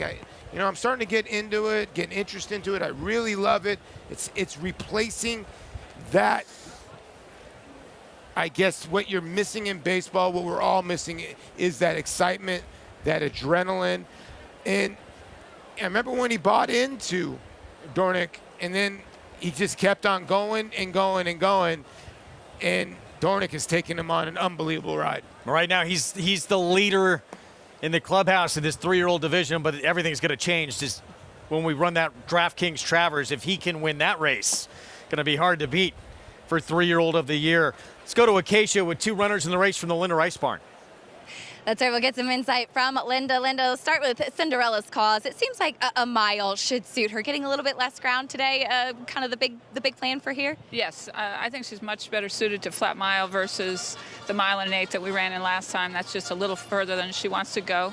I am a bit concerned that there's one predominant speed in the race, so maybe hopefully we don't have to chase too hard to stay close enough to the one horse in here. But it's a horse race. That's how it works out. That's how they run them, right? Well, you also have Movie Moxie, too. She was really taken out of her game last time out. Yes. She's struggles a little bit with the gait. She's always had a bit of a gait problem. The Wilton chute breaking on the turn is not ideal for her, but I do think that being further outside should help her so that she doesn't have to press to get position early. She can, fall away from there and get in a steady pace. So maybe that'll help her here. And coming up a little bit later on, the lure, unfortunately, off the turf today. We talked about your horse Pioneering Spirit yesterday, staying in a run on dirt, which he's handled in the past. Yes, I claimed him a year and a half ago, and he was running on dirt then and running decent maiden races. So he's run well enough on dirt. He actually won the Knickerbocker at Aqueduct last fall when it came off the turf. I think this is a tougher group, but I think he could get a piece of that. Thanks for the insight, Linda. Good luck today. Thank you, Keisha. Greg? Keisha, thank you. And here's one of the 2 from the Linda Rice Barn. This is Cinderella's Cause, the 5. Yeah, and Cinderella's Cause been second 3 times in a row, although she had won a couple before that. I'm buzzed. This is a 9-time winner at 5-1 here with Flavia Pratt. Yeah, and a horse that usually does not break well and is going to have to roll from way out of it. The other from the Linda Rice barn, who 2 back, was second in a stakes race, Movie Moxie. Yeah, taking a good drop in class here, running against tougher competition. She was most recently 5th by 8 lengths against, horses that would be heavily favored in this race. Yeah, 15-1 long shot outside Halo City. Well, if the track's ever going to help a horse, this horse is 1 for 30 on a fast track. 4 for 10 over wet. So if anybody's going to like it, it's the 9. Yeah, look out. Kendra Carmouche on board there from that outside post, approaching the 5-minute mark to post here in this third on Whitney Saturday from Saratoga. You can play all the action by getting signed up with the official betting app of Saratoga. It's Now Our Bets. Get that offer there, the $250 deposit match sign-up bonus when you punch in that code for new members that sign up. Spot 250. And play with us all summer long and beyond here at Saratoga with NairaBets.com. So 4 to 5 favorite, and everything seems to be stacking up for Deck of Cards.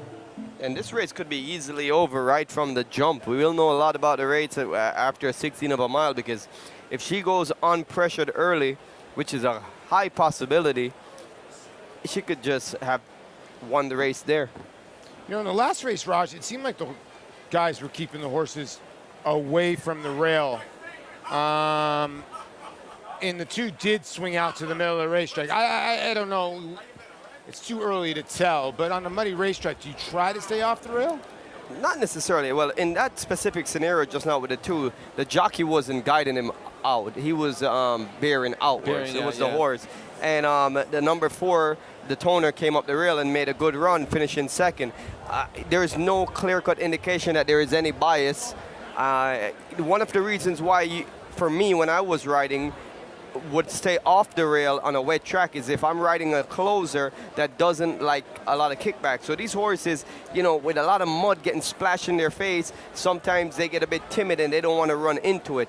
And sometimes it's more exaggerated on a wet track. It's more clumped together, it hits harder, and the horses react a bit more defensively. So in that situation, if I'm behind and there's a path to get to the clear that makes sense, sometimes you take it. But overall, I feel like sometimes people can overcompensate and premeditate because the track is wet. We suddenly think that the rail is not good, and that's actually, I think, an incorrect approach. 4 minutes to post. This one right here, we mentioned a 9-time winner, and Flavian Pratt will be aboard with more. Let's go to Acacia. And I have a lot of respect for I'm Buzzy and how consistent she is. You mentioned a 9-time winner. She's won at a variety of distances as well. But the big concern that I have with her is that she tends to come from very far off of it. As I touched on back in the paddock, while Deck of Cards won that last race, I'm Buzzy was last early on and at the back of the pack. And she did come running on. She was the one making up the most ground late, but just catching a horse who had such a tactical advantage. And I do worry that that'll be much the same in here today. Now, she was very sharp. She was on her toes back in the paddock, but she's one who sometimes can be pretty revved up prior to her races, so her forward energy is very normal for her as well. Sometimes horses that are more kind of forwardly placed act like speed horses a bit. You can't change a horse's running style. You can't change their personality sometimes either. She's one that's always going to be energetic and forward, and then she's going to settle at the back of the pack. Now, the number 1 Deck of Cards, she was a little bit more laid back in the paddock. She had a lovely solo warm-up away from the pony. I was thinking about ways to potentially go against a 3 to 5 shot, but she just woke up a lot. And I love the warm-up Ramon Vasquez gave her. Her energy perked up. She says, okay, now I know it's game time. I can imagine they're going to be aggressive from the inside. She'll be controlling things. We'll see if they can take it all the way, Greg. Hard to look past her in this spot. And, a lot of times the track, before she ran here, Paulie, July 17th, even though she'd won at Keeneland last year, the race she was coming out of, it was a sort of like a minor league racetrack. She was not respected. She had to prove she could do it here at the big leagues at Saratoga. Those concerns are gone now with that performance. Yeah, 100%. She went to Belterra Park, an Ohio racetrack that she wasn't even favored, put it that way. And Jane Elliott was aboard, and she crushed a field, and then came up here and surprised everybody, including myself, and crushed another field in the Mike Maker barn. And I think one of the most underrated stats that you do get is trainers one last start, because it's hard to keep a horse keep on winning. And Mike Maker's 18%. So this mare, like Rajiv said, at one time was in for 15,000 that they bought for 215,000. Now she's raised her value back to what they purchased her for. Yeah, and it's important to understand too, her career, she started in Turfway Park, which is synthetic only. And she's not until last April in 2023 she got to race on the dirt. She's currently undefeated on dirt, 3 for 3. And her 2 most recent races, initially she was off for over a year, made her a year debut in June, won by 8 lengths at the aforementioned secondary level track, Belterra, but she took that to Saratoga last time and showed that she can do it against the big guns. Look at this crowd. You can feel the energy on one of the great days of racing in this sport anywhere in the country. Whitney Day, always special here at Saratoga. It was Hall of Fame weekend as well. We had the Hall of Fame induction ceremony yesterday across the street. Joel Rosario inducted along with Triple Crown winner Justify, the great gun runner. Just a really special weekend to be here at Saratoga. No, it is. And the sales tomorrow, obviously, the Fasig-Tipton sales on Monday. So anybody who's who that's in racing is here today and tomorrow and Monday. There are events everywhere around town. There are events obviously here at the track. You can see how packed it is. So Whitney weekend is different than a lot of different. We come here and there's certain races. This is a weekend, and people have been here for the 4 or 5 days. It's kind of like a celebration of the sport this entire weekend, Raj. Yeah, and the Whitney Day racing gives me a vibe of some old fashions tonight. Wow. I think that's where I'm going to end up. I have to find a good old fashioned in town. You like a little cherry or old fashioned? Yes, sir. Plenty of good spots. Just head to Broadway. You can't go wrong. And that's where most of this crowd will be after the races tonight. That is true. Caroline Street and Broadway. Make sure you drive and get home safely. There's a thing called Uber. Hit that up. I've never been to a track where the crowd appreciates the history of the sport so much. Yeah, and the crazy part is like they've been racing since 1863. I mean, that's mind-boggling to me when you're getting up to 150 some odd years of racing here at a racetrack. It's one of the longest standing venues in North America. It's crazy. For me, I feel like the atmosphere and the vibe, it just revolves around from the racetrack to the town to dinner, wake up in the morning, watch horses work, come to the races, and that cycle for 40 days is just a lot of, very enjoyable for me and always something to do. Lake Day. Just a great example. I was out having dinner with my wife last night. We're walking home, and I run into Rajiv Mirage at dinner, just sitting on a table in the corner. Wow. Did you make it to your 9 o'clock this morning? I did not. I didn't have to be here at 9. We're set for the third. Big favorite, Deck of Cards, trying to win for the second time here at the meet. Let's go to Frank Miramati. They're in the gate.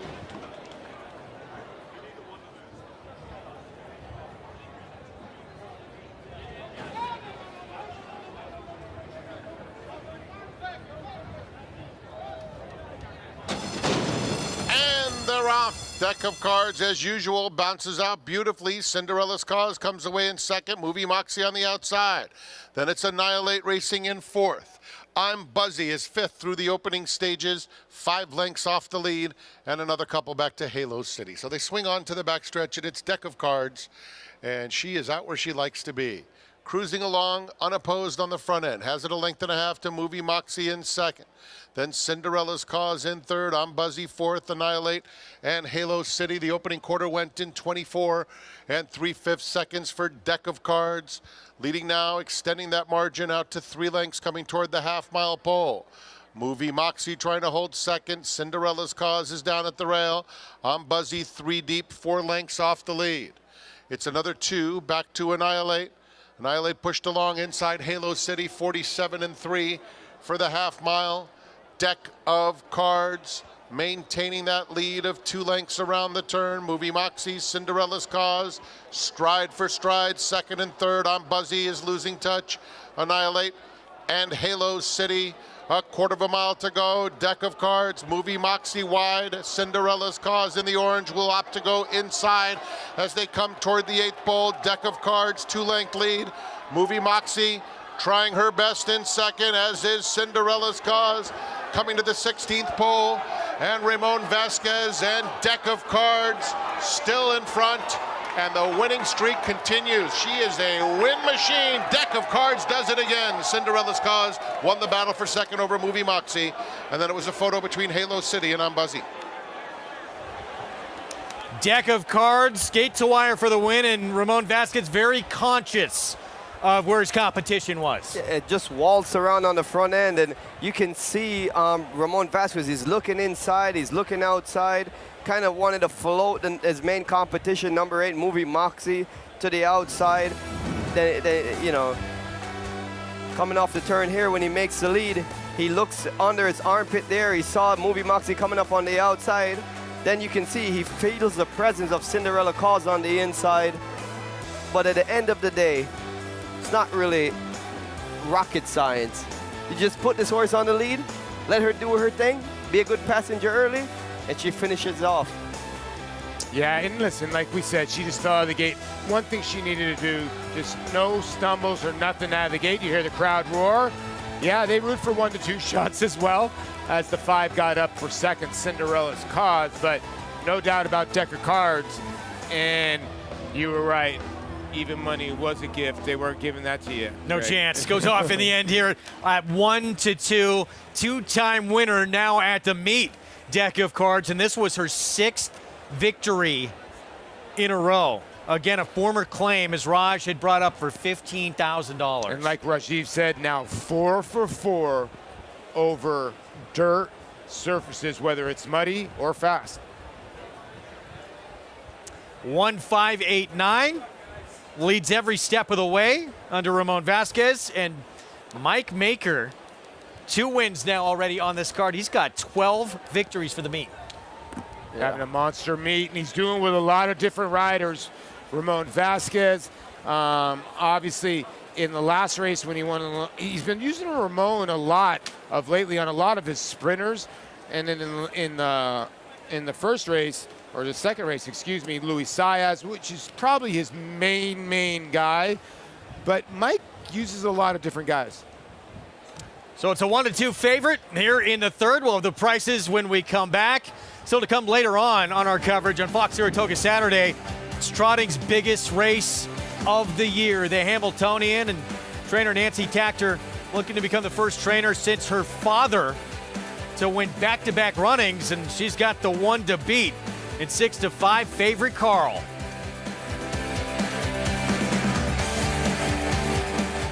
Who's still a nose in front. Carew is lifting late as well. Better lucky than good at the rail. Better lucky than good. Carew, better lucky than good, wins the finale. Welcome to Adelphi Racing Club's unparalleled partnership experience. Exclusive access to the backstretch at Belmont and Saratoga, premier accommodations on race day, and of course, experience excitement like no other. Contact us today and come hang with us this Saratoga meet. Introducing the Caesars Racebook app, the ultimate destination for racing enthusiasts. Built on the trusted NyraBets platform, you can watch and wager on over 300 racetracks worldwide, including Saratoga. And the best part? Every bet earns you exciting reward credits that can be redeemed for your next bet, hotel stays, dining, and more. Get started today and receive a $150 sign-up bonus. Download the Caesars Racebook app and embrace the thrill of horse racing.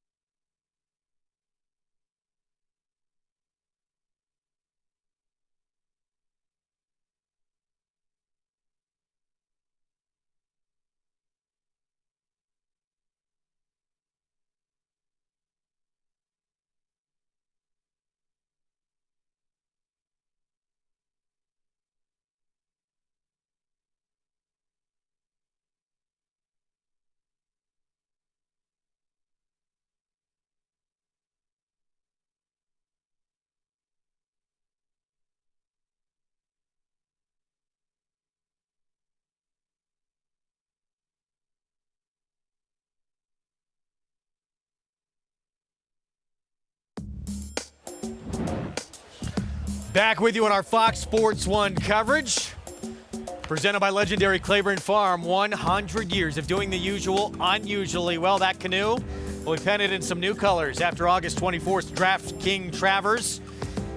This third race from Saratoga, 1-2 favorite, does not disappoint. 6 wins in a row. 7 for 10 lifetime now for Deck of Cards. $3.10 for the win. Mike Maker back-to-back victories. Let's go to Acacia. And Jockey Ramon Vasquez has been aboard for the last 2 wins on Deck of Cards. As Ramon, you went right out of the gate to the front and had to be very confident once you were able to secure that lead. Yeah, you know, I know my filly is always nice filly. She always try hard. And, you know, I know I got the speed in the race. I just have to control a little bit, you know, to make it the pace a little slow. So that way I had a lot of horse for the last quarter, and that happened in the race, you know. I can control in the backside. I go in 24, and when I had skipped her in the last quarter, she responded very well. Yeah, she certainly did. We saw you kind of take a peek back, which usually is jockey body language for, I've got some horse left. And when you asked her, she responded for you. Yeah, she responded very well. You know, she always ready for the competition, and she loves to fight. So, and she showed us today that she loves to win. Now you have 2 wins on this horse alone in the Saratoga meet. We've gotten to chat before with picking up these victories here at the Spa. I know each one is special, but especially to win on a day like this on the Whitney undercard has to be even more meaningful. Yeah, you know, that's I feel, you know, so happy and amazing because, you know, I'm so happy that still a lot of owners support me. And Michael and Billy, my angel, he's always, you know, doing a good job. And we know there's a good, you know, that's a top meet, but we coming through. Coming and winning. We love to see it. Congratulations on another one, Ramon. Thank you. Ramon Vasquez with back-to-back wins on Deck of Cards, Greg. Good for Ramon Vasquez getting the victory there. And this hot meet continues for obviously Chad Brown. He's sort of running away with his training title already, but Mike Maker, another tremendous start. Yeah, and I'm happy for Ramon Vasquez. He's such a nice kid, too. And he took on the challenge. He did, you know, I remember talking to him at Oakland. I said, where are you going? He goes, I'm going to Saratoga with my agent, Billy Castle. And I said, man, you know, that's a tough get. There's been a lot of guys that have come here and have gone back with their tail between their legs, but he has handled his own. I think right now in California, too, being aggressive has helped him out a little bit, and he's done okay with the limited mounts that he's had.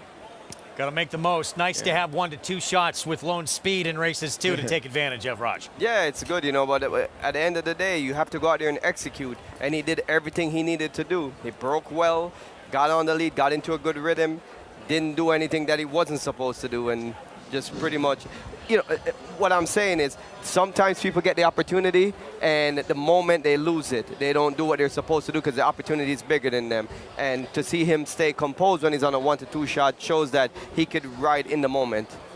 Move on to race 4. It was meant for the grass, comes off. We're off the turf all day today. If you're just tuning in on our FS1 coverage, off the turf, and 2 big races have been canceled today. That Saratoga Derby with a berth to the Cox Plate in Australia will be run next Saturday, as will the Troy with the best turf sprinter in the country, Cogburn. So those 2 races canceled. They'll be run next Saturday. This 4th race now moved to the main track, and it's the 12 main track only entrant, Call Her Bluff. Rudy Rodriguez, the one to beat. Yeah, Call Her Bluff is going to be expected favorite and a deserving favorite. Talk about a horse that's on a roll. We just saw it in the last race. Call Her Bluff is on a 3-race win streak. I expect her to go off a heavy favorite, and I'm going to take a stab at it with a long shot in this race. The number 8, Baroness Bourbon. I like that. She actually ran against Call Her Bluff and only got beat a nose to her. So just that discrepancy in price and knowing that they're within the same range of ability, I think Baroness Bourbon can get a little lucky. And she actually ran in a stake race off the turf last time and ran a credible 3rd. So this is a big class relief for her. Well, more on that race coming up in a little bit. Not just the test and the Whitney to come later today, Paulie. Trotting's biggest race of the year at the Meadowlands, the Hamiltonian. If you don't know Carl with a K, you better. This is a sensational horse. He's the horse to beat. Trainer Nancy Tactor, we talked about going to break, looking for a 2nd straight win in the Hamiltonian. She'd be the first trainer to do that since her dad Jimmy did Carl 6-5 morning line, but did get beat, stunned at 1-9 in the Stanley Dancer. And it was Sig Sauer who shocked him that day. Sig Sauer will line up in this one again for more on the big event. Let's go to Jessica Otten and Gabe Pruitt. Thanks, guys. Happy Hamiltonian Day in East Rutherford, New Jersey. Gabe, this is the day not only fans wait for, but the horsemen as well. No question about it, Jess. Everyone has this date circled. The first Saturday in August. It is the greatest day in harness racing. It's America's Trotting Classic. It's the 99th edition today. Over $1 million on the line. We've got quite a matchup in that race. We've got a tremendous amount of stakes races here all day. Yes, we do, and we've seen Dexter Dunn upset a couple of times already on today's card. We refer to the Hamiltonian as the Kentucky Derby of harness racing. Yeah, it really is. It's the sport's most prestigious race, typically the first leg of the Triple Crown. It's very comparable to the Kentucky Derby. It is, as you mentioned, when these horses go through the cells as a yearling, when they start to develop, get broken as 2-year-olds, this is the date everyone is shooting for. We're fortunate to have Carl and TCI at a heavyweight bout. They're the two headliners in that race today, Jess, and they both seem to be coming into this classic race today in peak form. We really couldn't ask for a better stage. You know, my favorite part about that as well is Nancy is confident and supports her colt as much as Ronnie is confident in his colt and supports him, but they're not afraid to admit that there's 8 other really nice horses going into the race, and of course the Hamiltonian Oaks as well. That's for the fillies. They got a really nice group of 10 in there. We had 3 eliminations last week. Very solid winners coming into this race. Yeah, it really is. You know, when you have 3 eliminations, the top 3 finishers get in, so you had to be really close in those eliminations for the fillies in that Hamiltonian Oaks. We've got a filly that's going to be the favorite there, Jess, off the inside post, at least ahead of her. She's ripped off 10 consecutive wins. A great story. Ann Stobie, her trainer, mid-30s, just has a handful of horses. So, you know, we're all rooting for her, but it's going to be the toughest test of her young career here this afternoon. It's a very deep group top to bottom. It's just that we couldn't have asked for a better matchup, I think, in that Hamiltonian Oaks as well. I couldn't agree with you more. A stakes-filled card here in East Rutherford, New Jersey. It's Hamiltonian Day. It's a warm one, but we have plenty on tap throughout the day, and we're excited that you guys are going to be with us for the big one. Back to you guys. Jessica, Gabe, thank you. That Oaks, I know we're looking at the Hamiltonian field, but Alyssa Hanover trying to win 11 in a row, but it's amazingly still considered a pretty wide open group. As for the Hamiltonian, there's no question this goes through Carl. Well, it does. I mean, he got upset last time, but he does get the optimal draw when you drive the 1 hole. And Yannick Gingras, he's a master too, so he can control from that inside. Now when you get to the Woodbine Oaks, Alyssa Hanover is actually a cool little story considering started her career 1 for 9. You talk about don't giving up on a horse. Then she's just rattled off 10 straight, and now she's the favorite for the Oaks, which is kind of crazy. So the 2 favorites draw the inside. Yeah, and it's 3, a lot of big names tend to dominate in this sport. 3 kind of lesser known trainers that arguably have the 3 best fillies in that Oaks. So that to come is race 14 on the card later today at the Meadowlands, and then trotting's biggest race of the year. It's always fun in that Hamiltonian. Again, part of our Fox Saratoga Saturday coverage. We're about 22 minutes away from race 4 coming up. Move to the main track, 9-5 favorite. Main track only. 3 down, 9 minute, 4 down, 9 minute, 4 down, 400,000 to back. Thank you. War of Will, standing at Claiborne Farm. Horse racing? Check. Weekly promotions? Got them. Huge payouts? You bet. With Naira Bets. Download the app today and bet on any track, anywhere, anytime with live HD horse races, betting tips and tutorials, expert picks, and more. You bet with Naira Bets. Join now for a new member bonus at NairaBets.com.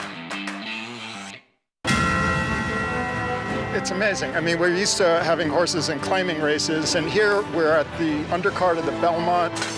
And they're off in the Woody Stevens, and here's Bookham Dano, who has blown by them all. Bookham Dano, Prince of Monaco in between. It's going to get very close. Bookham Dano! Winning on New York's most important day of racing. I can't. That was awesome.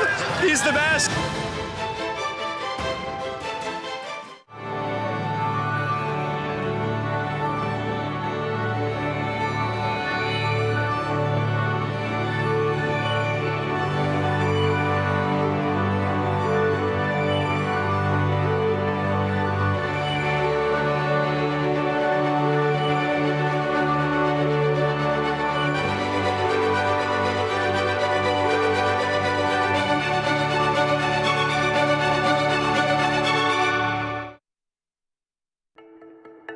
Seize the Gray has been an incredible experience. We raised his mother, and we raised Seize the Gray, and we sold him under the maple tree at Saratoga in 2022.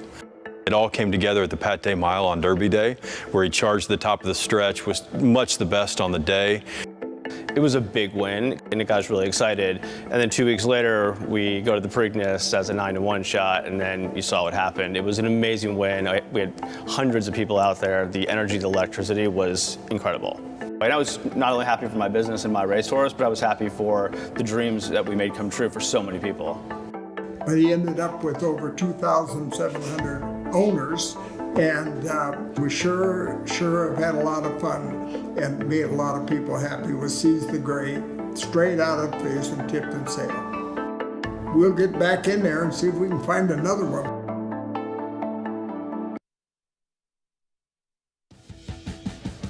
#103rd Saratoga sale of selected yearlings, August 5th and 6th. Where will you be? Pretty much everyone in this town and in the industry is going to be across the street at that sale. Not just a tremendous sale where stars are found.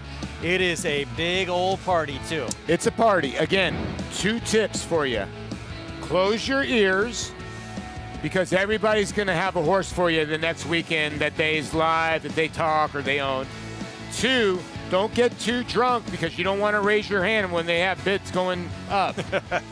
Phasic Tipton Lore, race 9, completely changed, comes off the turf, now at a mile distance, and as a result of that, it's Swiftsure or it's Film Star. Looks like it comes down to those 2. That'll be race 9 on the card later this afternoon. Meanwhile, back to race 4 coming up. And here's the main track only entrant, Call Her Bluff. She has won 3 in a row, and Flavien Prat, Paulie got a border last time and kept that win streak going. You know, she broke her maiden in kind of a modest buyer, like a 59 buyer. Then on a muddy racetrack, which kind of helps because we're labeled money. She got a little bit better. And then last time out at 5-1, she just keeps on getting better and better, Rajiv. And I can understand why she's the favorite. And we love seeing a horse that's on an upward trajectory. And what you don't usually find is a horse that steps up in class and even runs faster. Usually when they start going up the class ladder, they start tapering off or running lower numbers. This one is just making big improvement with every single start. Like you said about her numbers, she went from a 59 buyer maiden win to a 66 buyer win against winners, and then most recently in that race, she ran a lifetime best 72 buyer, and she actually separated herself with a 5 3/4 length victory. 8-5 favorite. Wanted these conditions, the race to come off the grass, entered main track only, and that's what she'll get as she tries to make it 4 consecutive wins with one of the leading riders of the meet back aboard in Flavien Prat.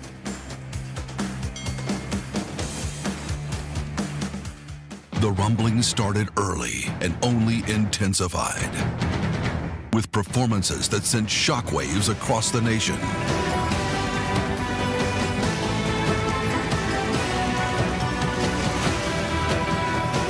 At the center of it all, Epicenter is at the top of the 3-year-old class in the Run Happy Travers. Epicenter, 3-year-old champion by Not This Time.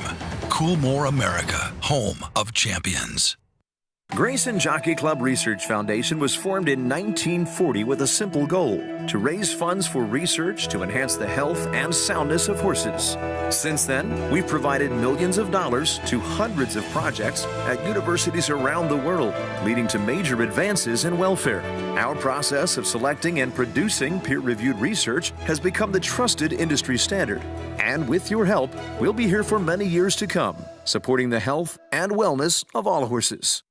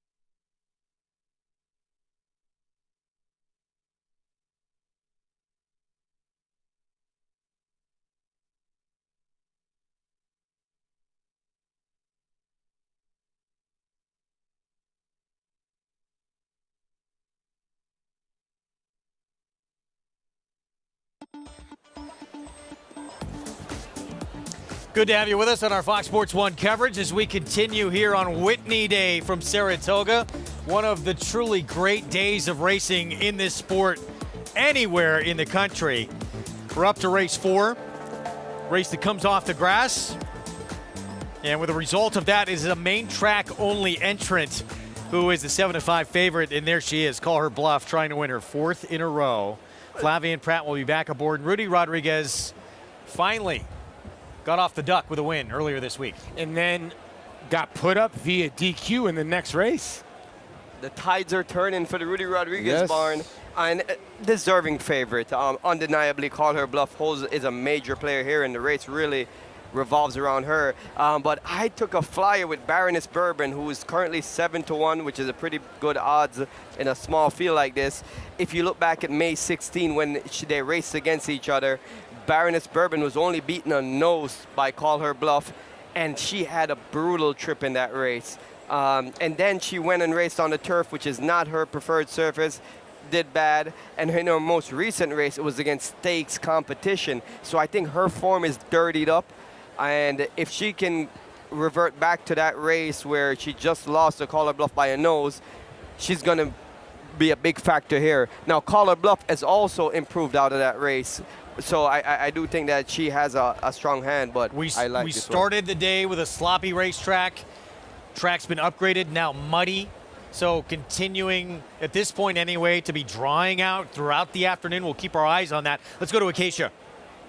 Yeah, you do feel some of the heat and humidity still quite present in the weather today. But as far as the track conditions from Call Her Bluff's past performances, she shouldn't mind it. She won on a muddy track 2 starts back over at Aqueduct and is on a 3-race win streak. And sometimes I often say with these types of horses that take a long time to break their maiden, you will see them come back and run well or even win their subsequent starts. And she's kind of zipped through her conditions finally after breaking her maiden and has been very good recently. Now, sometimes it could be a confidence thing. Sometimes it could be something, maybe a rider switch, maybe some equipment that the trainer has been working on, maybe something the trainer has changed in the training regime. There's always all these kinds of things. And when it comes to horses, you try to kind of go individual by individual thing to figure out what works best for them.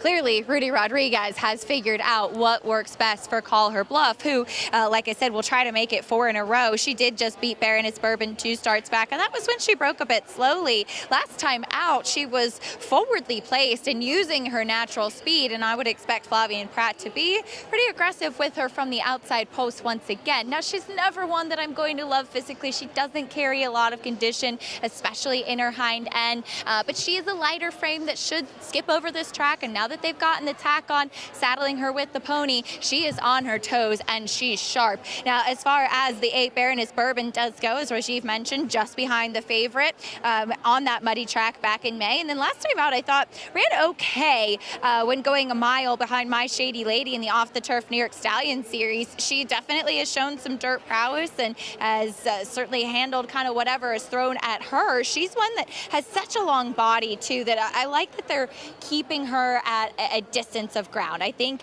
the lone sprint race was a disappointment. I can understand in those New York Stallion series, but this is the right kind of spot for her. She too perked up a lot once they put the tack on. The one that I find very intriguing though is the 7 Elliptic, who won for $50,000 on the dirt 2 starts back, claimed by Bill Morey. And while she was kind of shuffled back behind horses last time, she had a wide trip. She certainly was not impressive in that effort first off the claim. Now coming in here, she's not an overly turf-looking individual. Interesting that she was entered for the grass. She too is very sharp in here. She's incredibly fit coming into this spot. Find her very intriguing staying in this race as she does have some pretty good dirt form, at least off that race. 2 back, Greg. All right, Acacia, thank you. Post parade here coming up momentarily. We're going to be signing off on our FS1 coverage in a moment and head over to FS2. Before we do, Paul with a bankroll play coming up. Yeah, Hunter win a place on Elliptic, and hopefully those butterflies will fly through the stretch. But, yeah, I like this horse coming in from Churchill Downs. 1, 2 starts back. And in the last race, Concepcion, he got kind of caught late after being steadied and got caught wide. I think a better trip today will help the 7, and you're getting about 3-1. And right now, the 3 and the 12 are ahead of her when it comes to the will pace, so maybe that 3-1 will stick. Yeah, Baroness Bourbon was close to Caller Bluff, too. Couple starts for Caller Bluff. Caller Bluff blew the break that day. Yeah. So we'll see with a better break today. She keeps that win streak alive. That's going to do it for our FS1 coverage here on Whitney Saturday. Fox Saratoga Saturday still to come with the Whitney, with the Hamiltonian. But up next, we're going to swap over to Fox Sports 2. We hope to see you over there as we continue our coverage on this special Saturday afternoon from historic Saratoga Racecourse. Still ahead, National Treasure, last year's Preakness winner. This year's Met Mile winner in dominant fashion. He's the one to beat in the Grade 1 Whitney. First mission, multiple graded stakes winner for Brad Cox. Can he spring the upset? And what about bright future Grade 1 winner on this racetrack last summer in the Jockey Club Gold Cup? Could he step up for Todd Pletcher? It is a big one, the Whitney, one of the premier events in the older horse division. Still to come. And they're off in the Naira Benz Haskell. In the Belmont Stakes at Saratoga. Dornock setting up moderate pace, 3/4 of a length ahead. Right as the field turns for home. Mind frame on the outside. It's coming after Dornock. They're at it again. The two Belmont first and second place finishers. Will be Dornock to win the Belmont Stakes. Dornock wins the Haskell.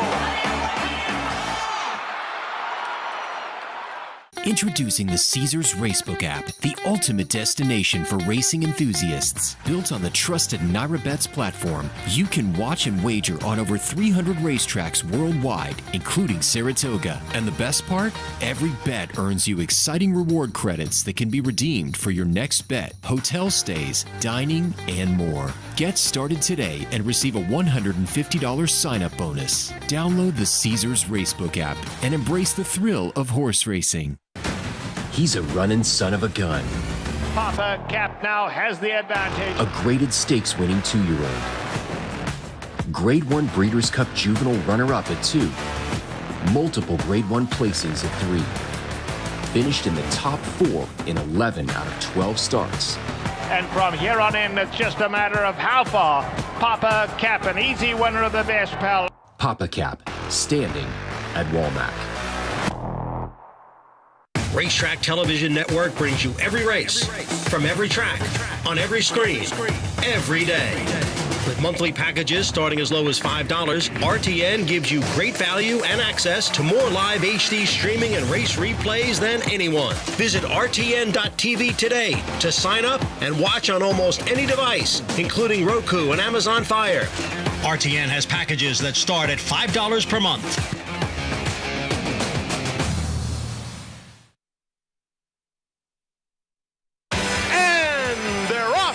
Saratoga.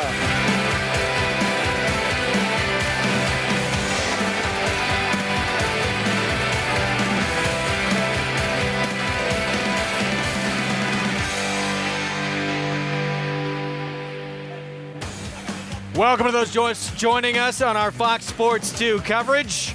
It is Whitney Day at Saratoga. That was last year's winner, White Barrio. He went on to win the Breeders' Cup Classic.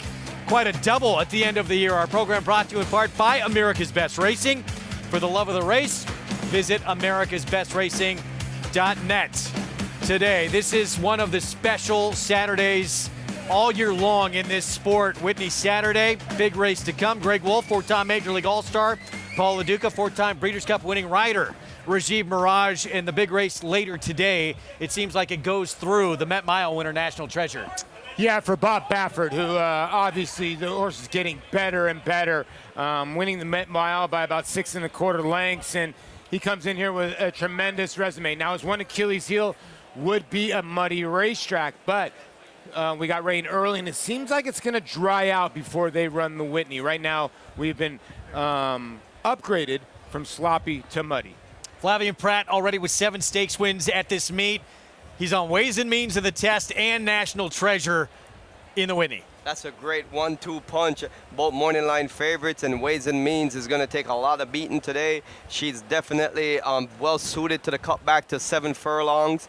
And then National Treasure in the Whitney. I mean, the race really revolves around this horse. He has a favorable draw in the 3 position, closer to the inside than some of his main speed rivals like Skippy Longstock is in Author's Ride. They're kind of positioned towards the outside. So that inside post is really going to be advantageous to him.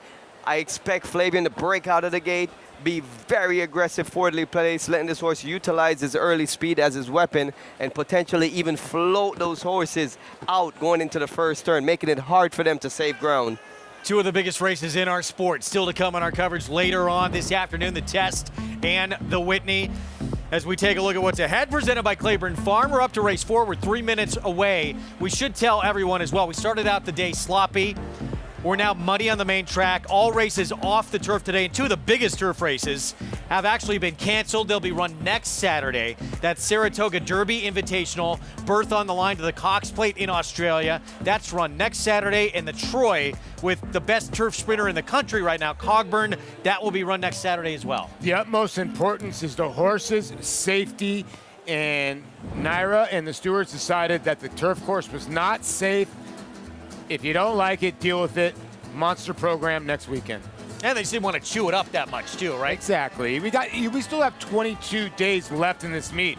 Can't ruin the other days in this meet. Let's put things into perspective, though. It's not like we don't have a great card. I mean, it's still a great card. We have 2 grade 1s, the Whitney and the Test, massive grade 1s. And, you know, and another stake at the lower. So it's a big card with some promising horses. You can play it all with the official betting app of Saratoga, as you saw right there. Go to NairaBets.com, spot 250, code to use to get signed up and started for new members and get that $250 deposit match sign-up bonus. This 4th race meant for the grass comes off now on the main track, and Call Her Bluff to the outside. Main track only entrant will be trying to win her 4th in a row, Paulie. She's going to be tough in here. I do like the 7 as we start the post parade here. Here's the 2. Dusk gets the rail with Manny Franco. One that has done her best running over the turf.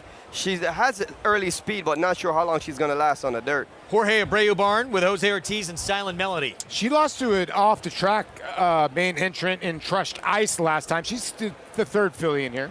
First time on dirt for the 4 She Takes Cash. And her pedigree leans towards turf.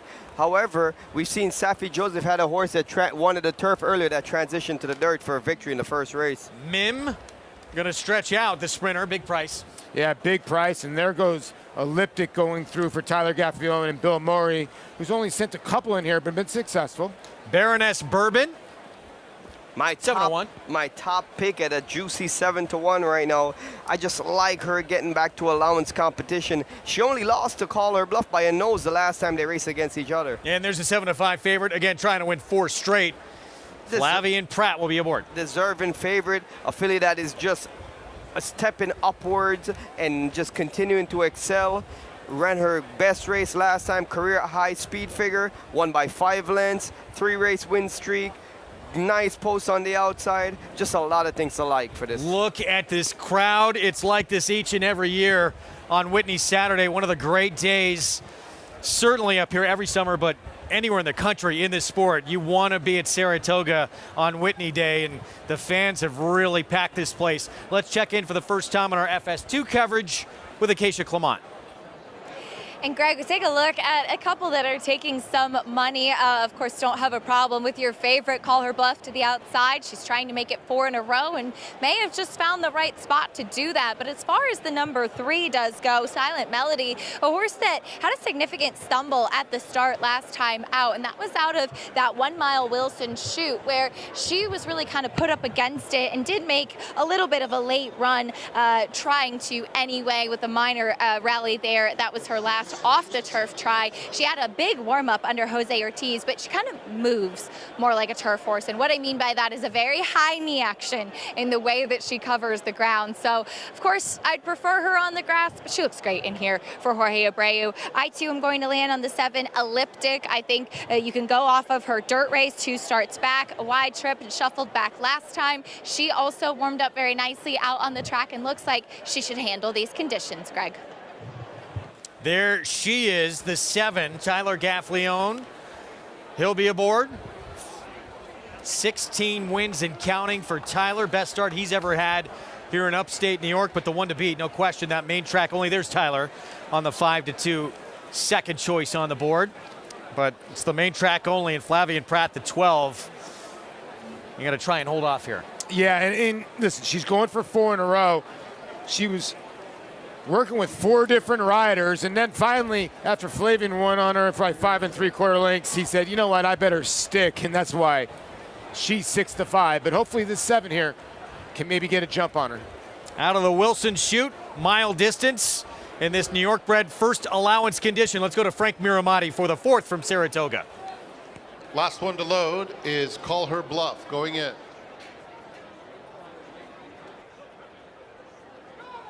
And they're off. It's a quick start for Dusk along the inside. Matching strides, which she takes cash through the opening furlong. A length and a half behind them is Mim in 3rd. They are followed by Call Her Bluff on the outside, and Silent Melody, who broke well, now moves to take that 4th spot by herself, 4 lengths off the early tempo. Elliptic is toward the back of the field, some 6 lengths off the lead, and 2 more to Baroness Bourbon. They went 24 seconds flat for the opening quarter mile, and so it's Dusk showing the way toward the half-mile pole. She takes cash just 3/4 back in 2nd, and they are followed by Mim, who is ahead in front of Silent Melody at the rail, 4 lengths off the lead. Another 3 back to Call Her Bluff, who's being worked upon, trying to get closer. Hard-ridden is Call Her Bluff at this stage, joined on the inside by Elliptic, and 2 more back to Baroness Bourbon. They went 47-1, and She Takes Cash has blown by Dusk, opens up 3 lengths, and doing it well. She Takes Cash in charge with 1/4 mile to go. Elliptic and Silent Melody are moving in tandem, trying to get to this front running She Takes Cash, who comes to mid-stretch still with a 4-length lead. Elliptic now getting alive is Call Her Bluff, 1 from the outside, and Baroness Bourbon. Final 1/8 of a mile. She Takes Cash by 3. Call Her Bluff now bearing down in the center of the track, and Call Her Bluff took a while to get going, but in the end proved far too strong. Silent Melody completes the exacta in front of Elliptic. She Takes Cash got tired late and finished 4th. It's the main track only entrant filly, 4 in a row. Call Her Bluff from well off the pace. It's just amazing how good Flavien Prat is. This is a horse that was on the front end today. He took her back, Rajiv. It's just the different styles that he can ride. It's unbelievable. Well, I don't even know if he literally took her back. She looked like she was being out-sprinted early. Like Flavien was asking her. We heard Frank Miramati say, it looks like she's under a driver, like she's not moving forward today, about halfway through the race. And all of a sudden, she just takes off running in the stretch and comes home with a powerful performance. Let's go back to the start and keep your eyes here on the 7. Not a great beginning. And yeah, that's what ends up happening. She got a little jostled around the start, and then you could see Tyler Gaffleone had to sit back and make 1 run.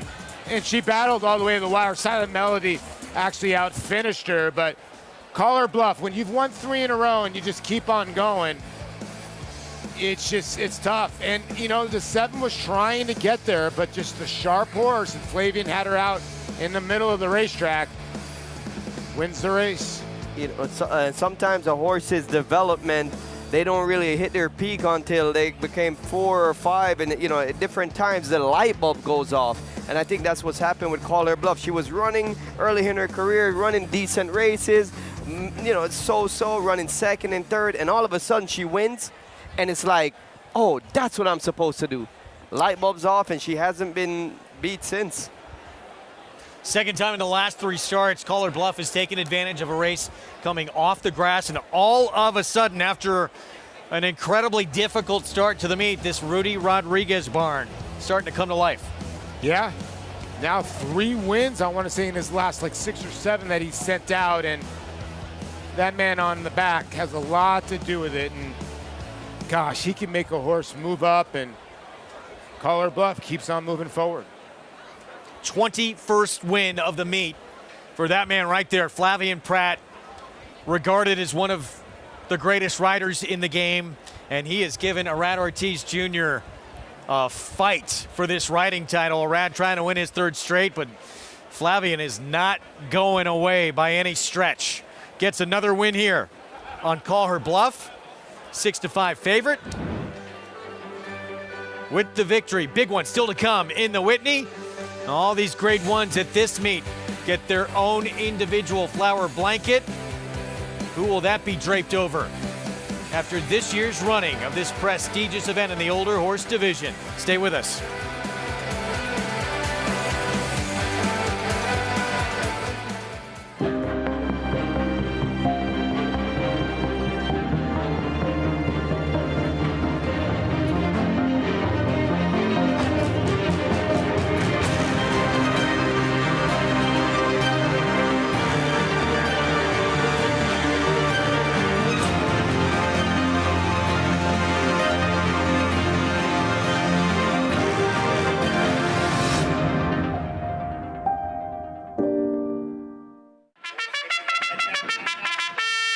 Monmouth Park's summer season rolls on with live racing action every Friday to Sunday. Monmouth's 2023 season featured our highest average field size since 2015, the perfect recipe for a prolific payday. With a stakes race every Saturday and Sunday, plus our Win Early Pick 5, Monmouth Park is your summer place to profit. Joining us on site, lock in your odds with fixed odds wagering at Monmouth Park Racetrack.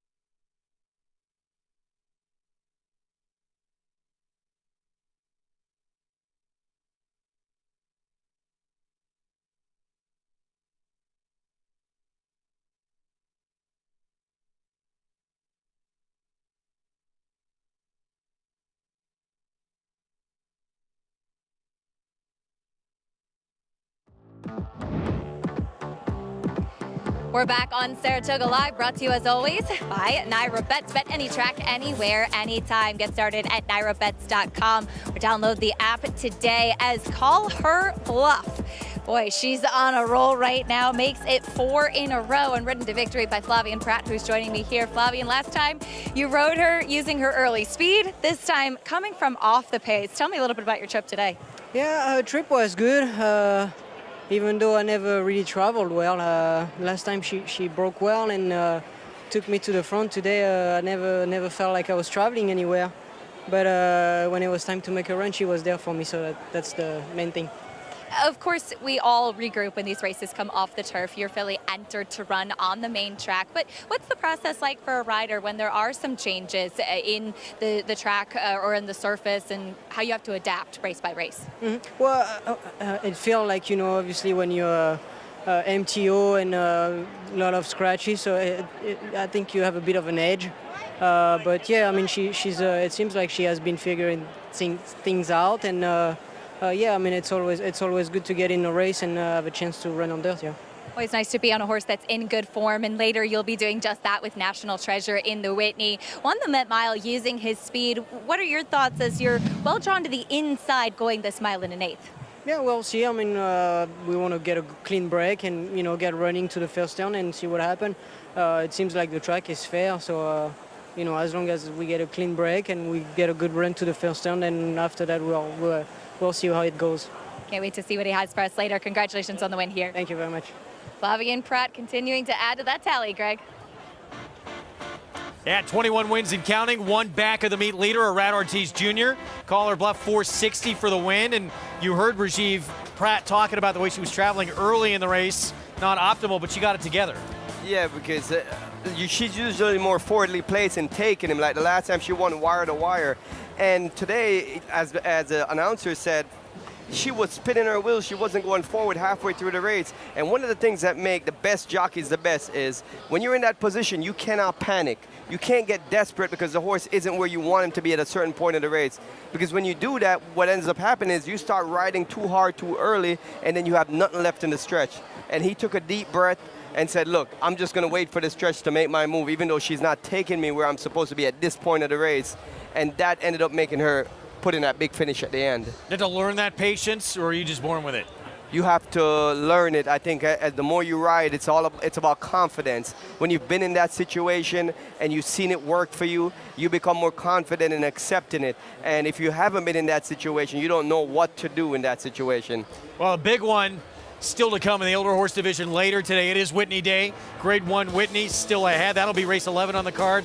Part of our Fox Saratoga Saturday coverage. It's our ABR race of the week, and we have a full field ready to go after this $1 million purse and one of the biggest races there is in this sport. Race seemingly goes through National Treasure. Dominant net mile winner. Let's meet the field who's going to tackle him.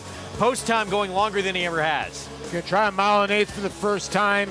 Last time he was seen at Saratoga, he did run second in National Treasure in the Met Mile. He's a win machine. We'll see what happens a little later. Disarming was 4th in last year's Kentucky Derby, 2nd in last year's Travers. They closed out a big season last year, finishing 2nd in the Travers. He's trying to run back into form. Won his first race in allowance race. Didn't show too much in that grade 1 Stephen Foster, but he's kind of getting back into gear. Right now, National Treasure, he's the top of the list in this older horse category. This would cement that status. Been working at Del Mar, ships in here after winning the Met Mile on June 8th. And Bob Baffert usually ships, like I always say, with a purpose. This is the horse to beat. 2 huge performances here at Saratoga from this long shot Warrior Johnny. And I feel like the best is yet to come for Warrior Johnny. He won so impressively last time, winning by 4 lengths. And it's a horse that is maturing and developing, and it's going to be a juicy price. It's a multiple graded stakes winner first mission for Brad Cox. Yeah, a little keen last time in the Stephen Foster, meaning he kind of ran off a little bit to the front end. Connections say that they are going to lay off, and I think they're going to have to lay off because National Treasure is just faster. 1 of 3 in the race for Todd Pletcher. This is Krupe. Yeah, a horse that's going to be cutting back in distance, does love this racetrack with 2 wins and 2/3, but is he good enough? That's the question, too, for Tumbarumba. He's 20-1 on the morning line. If you're a fan of horses that are gritty, that persevere, determined, loves a dogfight, this is your guy because he has a lot of guts and he loves to slug it out head-to-head with his rivals. Bright future, another Pletcher runner and a Grade 1 winner at this track last summer. Yeah, a lot of people forget that he is a Grade 1 winner, and he's 2 for 2 over this Saratoga strip. He came back as a 5-year-old with a win in the Salvatore Mile.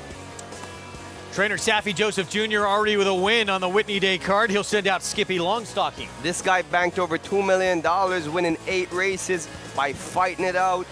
Earlier in the year, he won the Oaklawn Handicap, Grade 2. He was just 3rd in the Stephen Foster.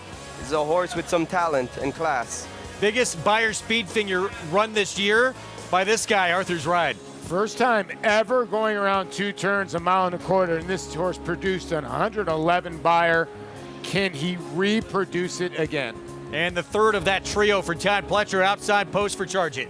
He set the track on fire in 2022, winning the Dwyer by 23 lengths in one of the most remarkable displays of talent you've ever seen. He hasn't quite got back into that form. He has a tough outside post, but I tell you what, he is a good-looking horse, as beautiful as they come, and he has that race in his wheelhouse. Do we see it today? I hope so, because that would make him a player. deserving favorite. He's the leader of this older horse division right now, National Treasure.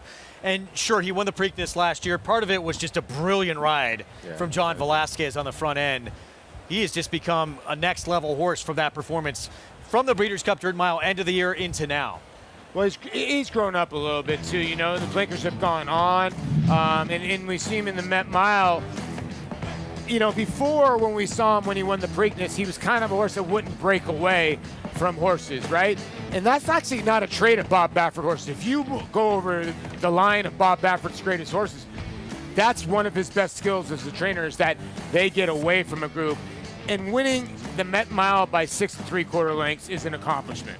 This was such a powerful performance. You know, it was a one-turn mile, and I do believe a 1.8 miles is the furthest he can go at his optimal best. I feel like that, but today is the day for him to be able to stretch his distance limitations, because he has a great post. That 3 post with the speed that he has, being closer to the inside, most of his main competition, especially the early pace rivals, are drawn wide to the outside, and I feel like he has a big, advantage being where he's posted.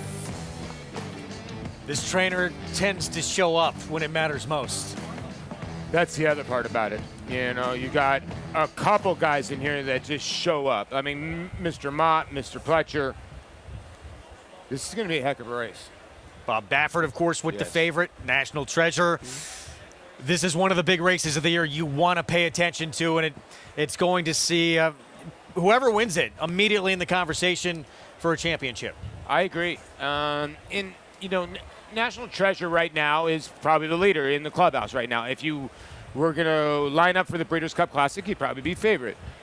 We'll see what happens today, because I think Bright Future has a race in him. I think Skippy Longstocking might have a race in him, and we'll see if the 1.8 miles is, what he wants. Arthur's Ride, obviously what he did. We'll see what happens with him. He could be something special.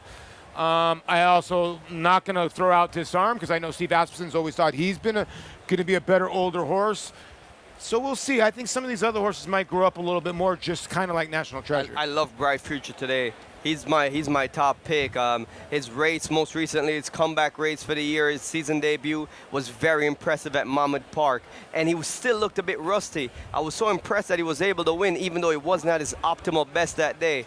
That race looked like a stepping stone for today. I expect him to move forward off that performance, and I think he's the horse going forward that I'm kind of intrigued with as a top Breeders' Cup Classic candidate.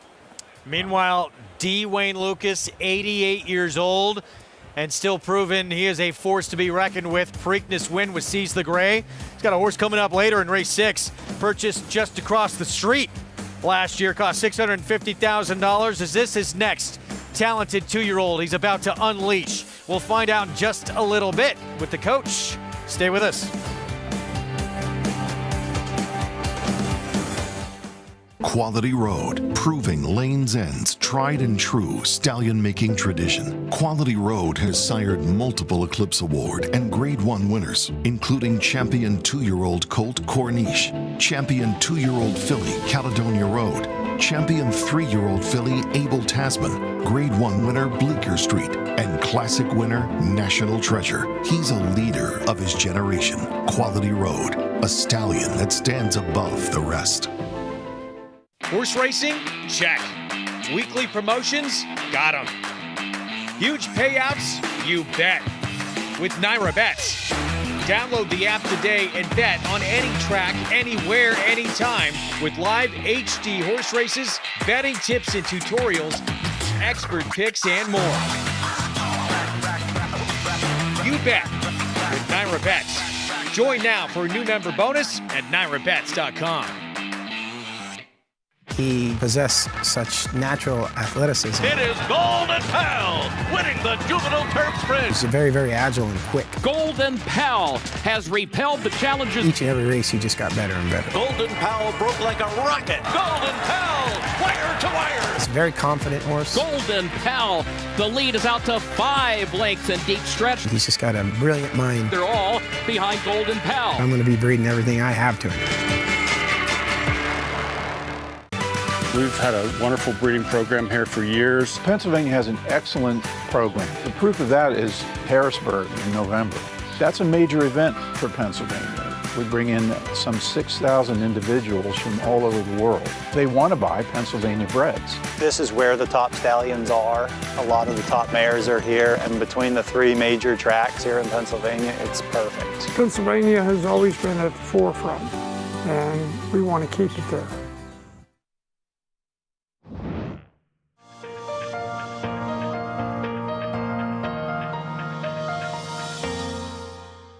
Tell me about Ripped. He's a first-time starter. You're running Saturday. A son of City of Light. $650,000 at the Keeneland yearling sale. I'm not sure of that, but I think that's right. You would know.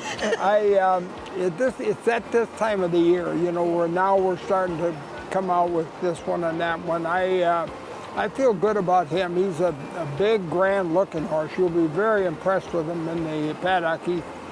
There's a lot to him. He might be a little bit fat, but he's done everything right, and this should tighten him down, I'm sure. But I wouldn't be surprised to see him win either. Well, as you said, you often send your horses out to get that experience, to get that fitness level. Is that typically by design? I usually feel like we get up here, we're not quite where we'd like to be, and a work is a work. Right. But a race might be worth 4 of them. You know, here's a choice. We can take a 155-pound exercise rider on a track that's been chewed up for 2 hours, and we can work him 4 times, or we can send him over there and put Ortiz on him at 114 pounds and on a perfectly manicured track and get that. So I feel like getting him over there and getting a start is much more valuable than maybe 3 or 4 works. We're going to see the debut of D. Wayne Lucas's Ripped, who, he did sell for $650,000 across the street last year. Maggie got that number correct. Interested to see it. Our Spendthrift Farm 2-year-old race of the day. That'll be in race 6, home of North America's 5-time reigning champion, General Sire, Into Mischief. We'll see if D. Wayne Lucas can strike again. There's some expensive purchases in there as well. The one's a $1.3 million purchase, so this could be one of those races that you look back on and go, okay, this was the key race. Yeah, and I heard some good things about the #1 Ferocious, you know, walking around the barn area through the pipeline. I hear that horse can run. We talked about it. You know, it was on Jim Dandy Day last year. Seized the Great, beat Dornick in a maiden race. Neither of them were favored in that race. That's crazy. Pretty amazing. And they go on to win 2/3 of the Triple Crown. These Saratoga on the card maiden 2-year-old races have been watering hole for champions. Bottom line, you know, a lot of the future stars come out of these races, and like you said, sometimes they're not even favored. They're flying a little bit under the radar, but we have some today that's coming in with some very high expectations. I think the other part about this is American Pharaoh lost in his first start. So you can't give up on a horse after one bad start. No question. Maiden special weight, so all trying to get that first win here coming up. 2-year-olds going 6 furlongs here in race 5 as well. And a couple with some buzz, including this 7-horse for Brad Cox, C Vista, who right now is 4-1. Let's go to Acacia for more. Just kidding, it's Maggie. Sorry to disappoint you, Greg, as we'll check in here with C Vista, as is a lovely pedigree, obviously bred and owned by Godolphin, son of Street Sense, the Dam multiple graded stakes winner Sarah Louise, and this one, full to Sarah Street as well, multiple graded stakes placed going long on the dirt. Now C Vista, he's kind of like another horse I'll get to in a moment, class assist in here, that they give off the impression that maybe longer is ultimately going to prove best as they're trying to start their careers here going the 6, and many don't, you know, there's not many races going longer distances. So looking at C Vista, he's incredibly athletic, very much of that Street Sense ilk, in that they're not the biggest, heaviest horses, which is a good thing. They have that more streamlined type of physical makeup, as we're still waiting to get the tack on him, though he's been the ultimate professional. He's actually really laid back here. Maybe he'll need one to kind of get that proverbial light bulb to go on. So I like him physically. He's really well prepared, and there's probably some talent in there as well. Moving on to the inside runner, number 1, CK Wonder. They paid $130,000 for this horse after working 10 flat at the OBS April sale. He was asked just a little bit with his hands. Doesn't have the biggest stride, but that's more indicative of a sprinter. So that's okay. We're going 6 furlongs here. He's built that way too. More compact, more stout, but really nicely balanced, striding out beautifully here in the paddock. And the most glaring thing about that work is he worked without blinkers. It seems to be, 95%, if not more, of horses sold at public sale, at a 2-year-old sale where they have to have that public workout.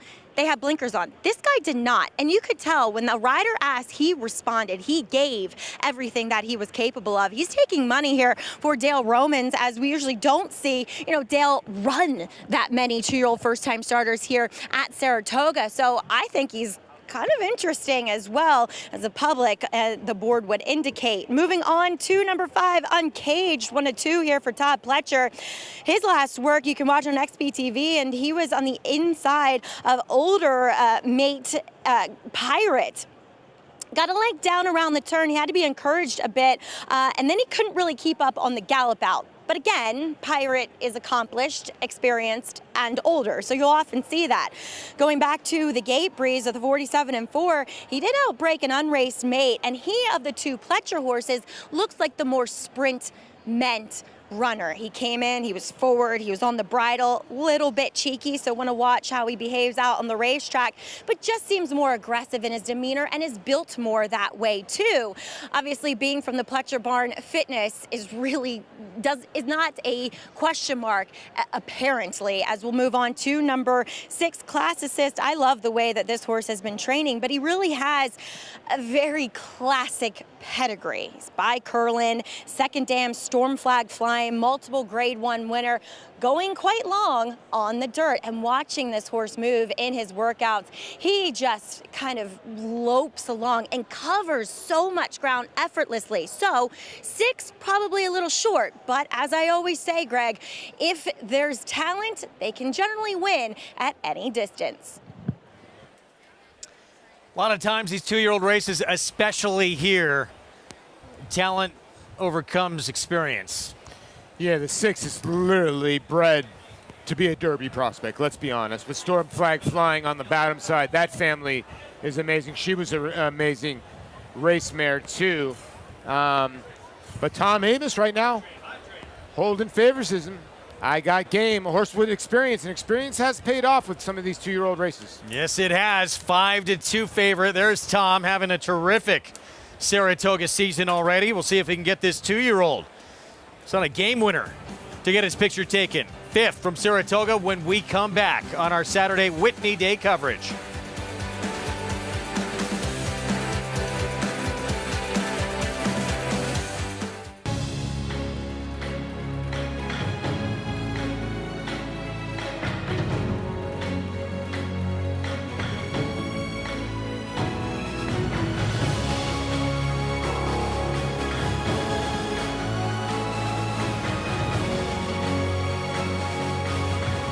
Olympiad leads American Revolution. Olympiad gets the gold in the Jockey Club Gold Cup.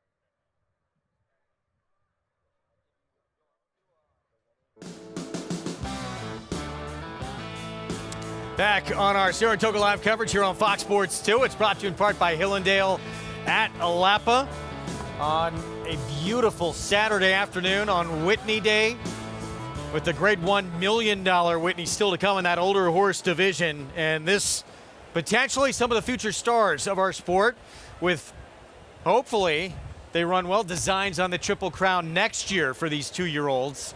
Favoritism still with our colleague Tom Amos's I Got Game, who had a tough trip in his second start, had to steady out of the race, sort of back out of things, run wide.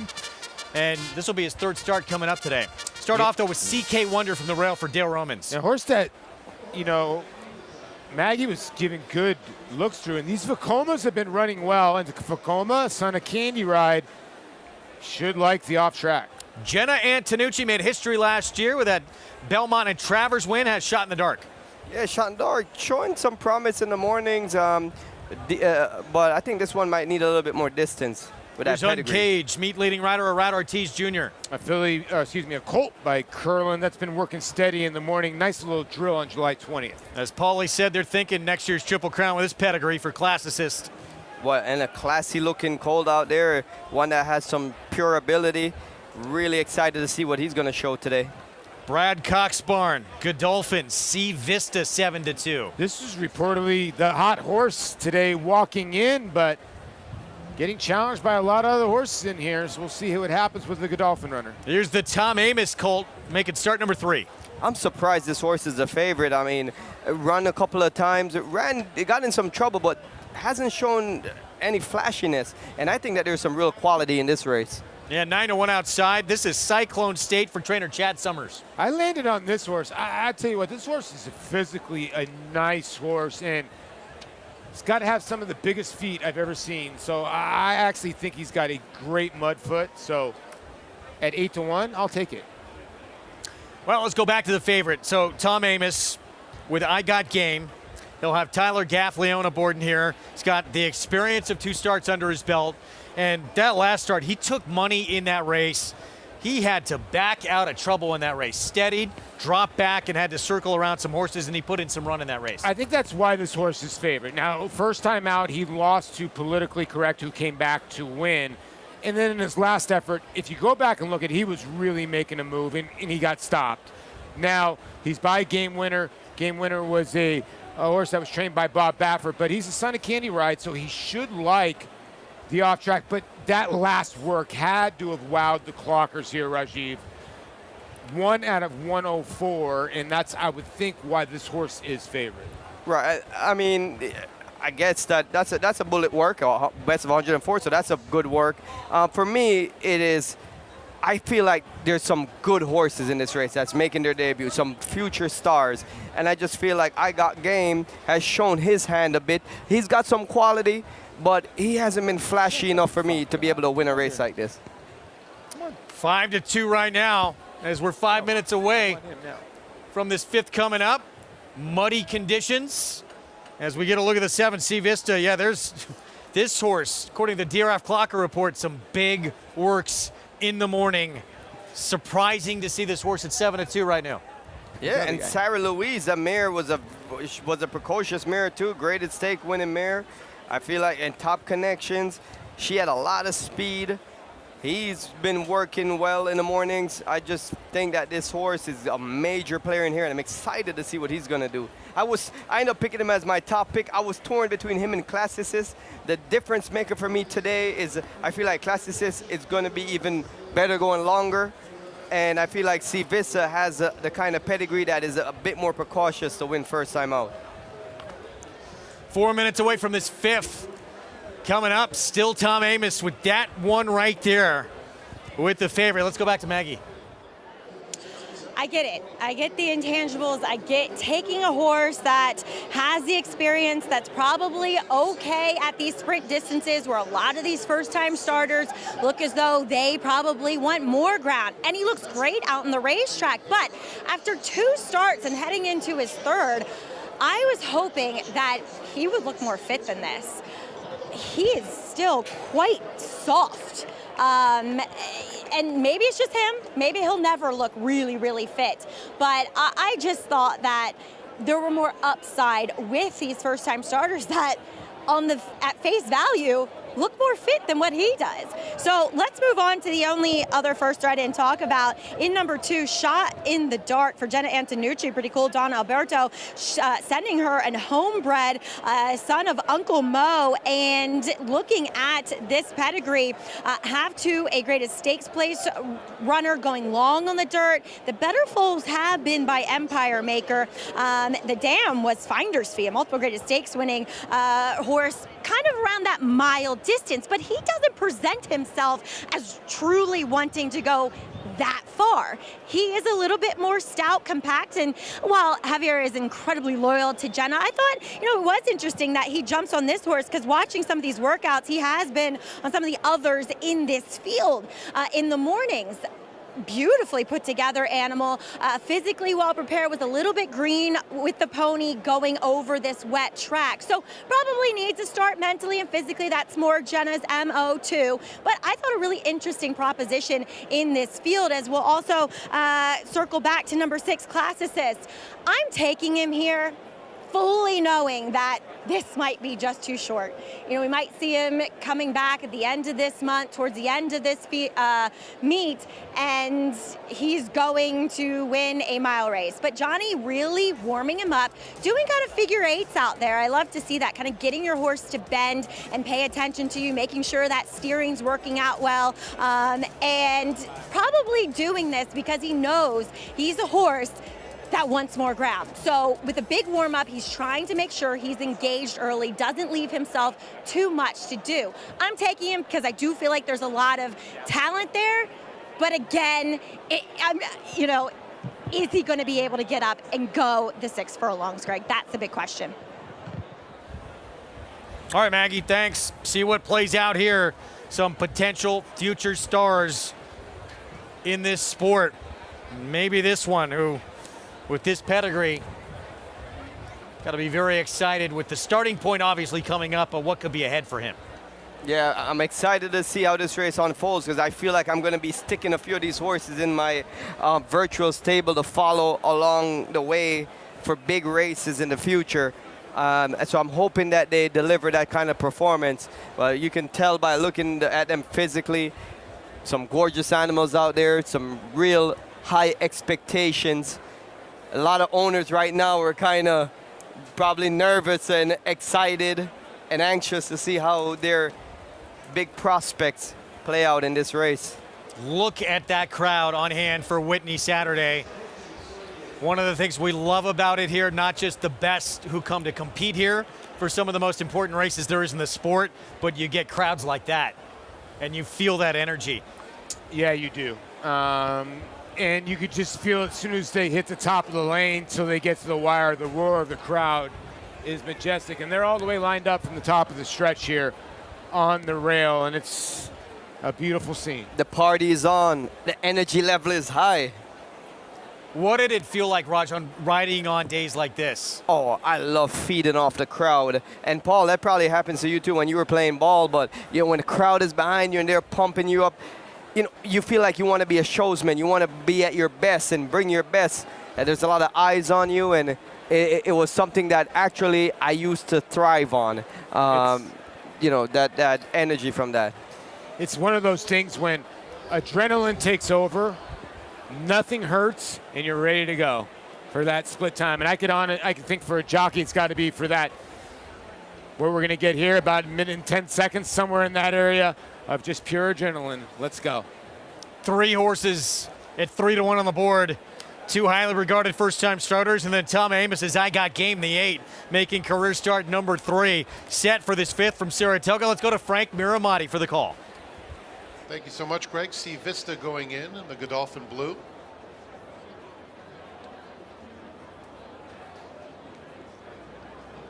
Here's I Got Game and Tyler Gaffleon. And Cyclone State will complete the lineup.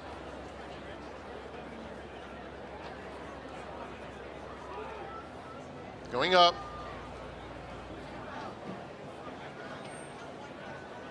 And in.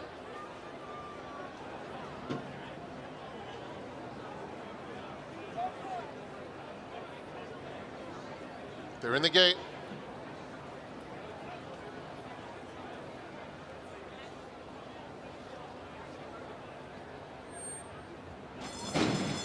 And they're off. Bit of an awkward start for Classicist at the back of the field.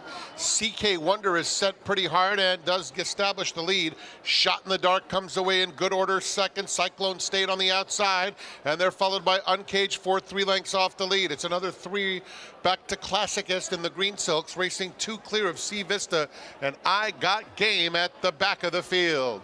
CK Wonder ripped an opening quarter in 22 seconds flat. Shot in the Dark pressing the issue in between horses second, and on the outside Cyclone State is third. Uncaged looming just behind them in fourth as the field comes toward the top of the stretch. It is CK Wonder on the inside, under siege from both Shot in the Dark and Cyclone State as they reach the top of the stretch.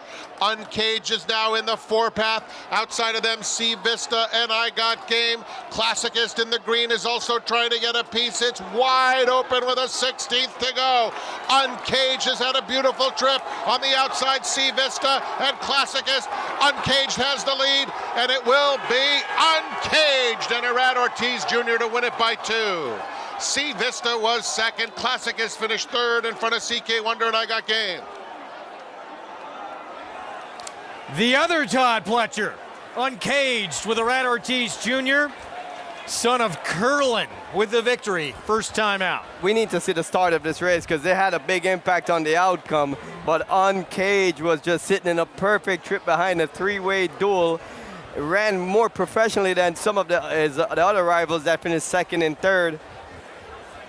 The start was crucial because the second place finisher and the third place finisher both hopped up at the start. Classicist jumped up, got squeezed back. Sea Vista comes in a bit, but Uncaged was more professional, broke straight as a string, got himself in a good position. It was sitting behind the 3-way duel and able to tip out here in the clear, perfectly executed by his jockey Irad Ortiz, while Classicist ducks in behind and Johnny is trying to find a way through. He switches leads. Sea Vista was bumping on the outside with I Got Game. They're both tangled up. Uncaged gets a clear run and got the victory today. 5-7, 6-1, 5-1 on Uncaged for Todd Pletcher. Irad Ortiz Jr., his 23rd winner of this meet. And race lives up to its hype. Looking ahead with this is when you start getting excited with a 2-year-old. Yeah, you do. Listen, all 3 horses that ran 1, 2, 3 are all really nice horses. Now, some people will say, oh, gee, races that are bunched up a little bit. Now, we do have an inquiry here. I don't know what it's about. I'm trying to look a little bit what's going on It's an incident in the stretch with the number 7 Sea Vista making contact with the number 8 I Got Game in the top of the stretch. Those 2 horses were tangled up, repeatedly bumping each other. Game around the far turn. So around the far turn, apparently, winner, number 5, Uncaged. an issue with your top 2. Not with your top 2. It involves a second place finisher, but not the top finisher. The 8, yeah, the 8 got kind of pushed out back, and I was wondering what had happened. We don't really have, we'll get the view up for you here in a little bit. In the meantime, this has nothing to do with your top place finisher, as he was clear. 7 and 8, when we get into the head-on, they're trading bumps, but I don't know if it kind of really mattered. But a bump's a bump, but we'll see. We'll get you the head on here. All right, so very unofficial, but not involving your winner.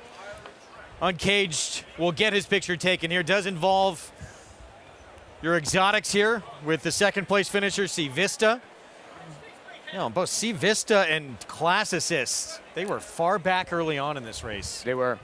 I will say, if I'm any one of the top 4 finishers, the connections for them, this was a great starting point. If you look at Uncaged, he won. He run professionally. He sat behind and he got the W. That's all good starting point for a horse. He's undefeated technically. The second place finisher, Sea Vista, he had to overcome a lot of adversity. He got bounced around in the stretch. He broke slowly early, took a lot of dirt. It's a great learning point. Same thing for the number 6 finisher, Classicist.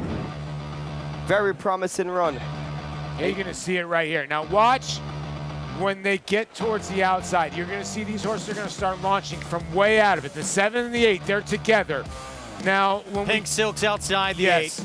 Now watch the 7. He initiates contact when he tries to change leads, and he bumps into the 8. But that's the only thing I can see, and it's going to happen here very quickly. But as soon as he gets this horse to try to change leads, he sort of comes out and he hits the 8. Now, is that enough? Because I don't see anything else after this. What do you think, Raj? I would be surprised if they disqualify, make any change here, as it didn't have any major implications on the outcome. It actually cost the C Vista, even though he's the one that initiated it, it cost him his momentum, whereas I Got Game was pretty much fading backwards. So one of the things that happens is sometimes we'll see inquiries that don't make any change in the races, but then the jockeys have to go back and talk to the stewards, and sometimes they will be reprimanded. So I would be I would expect that the stewards are going to want to have to talk with the jockey Florent Giroux to say, you made an outward move that caused contact, and maybe he will be reprimanded for that. Sometimes they get a fine or suspension, or maybe they'll overlook it because it wasn't that serious of an incident. Yeah. But as far as when it comes to the race, I don't expect to see any changes. All right, so Stewart's still taking a look at that unofficially. 5-7-6-1. Time for Whitney selections from the desk here. All right, I'm going to go with a little bit of a long shot. Listen, I understand the National Treasure's the horse to beat. I'm going with Skippy Longstocking here with Jose Ortiz. And I'm going to tell you why. This horse 8 for 24 lifetime. He's got tactical speed. He's 2 for 2 over wet tracks. Now, we might not get that wet track. Saffie Joseph did say if it dries out and he gets a muddy up track, that is very good. As they just announced, there will be no change. The other part I do like, he likes the 1.125 mile distance, and I think he can finish. Now, he's been behind National Treasure before. I think he's going to be prime in his second time here. And here's the other part. He's won back-to-back Charlestown Classics, place that has tight turns. He's never been here at Saratoga. He likes race courses with tight turns. Let's give Skippy a shot in the Whitney. Raj? I'm going with Bright Future. I mean, he's already a Grade 1 winner, but I still think the best is yet to come. He has a bright future ahead of him. His most recent race, I love his comeback race. He was off since his Breeders' Cup Classic last November.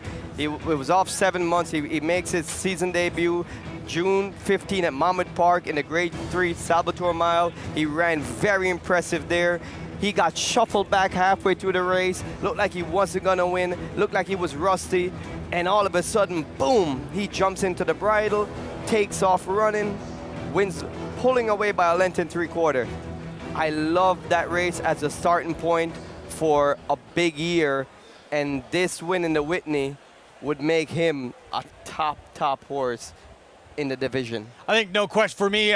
National Treasure obviously way the horse to beat in this race. I'm going to take a shot. I think Arthur's Ride is a horse that has a lot of talent. He's just had a chance to put races together. Showed a lot of precocity at a very young age. Off for about 6 months. Got to race one more time, and then he went to the bench for over a year. He owns the fastest race on dirt any horse this year has run.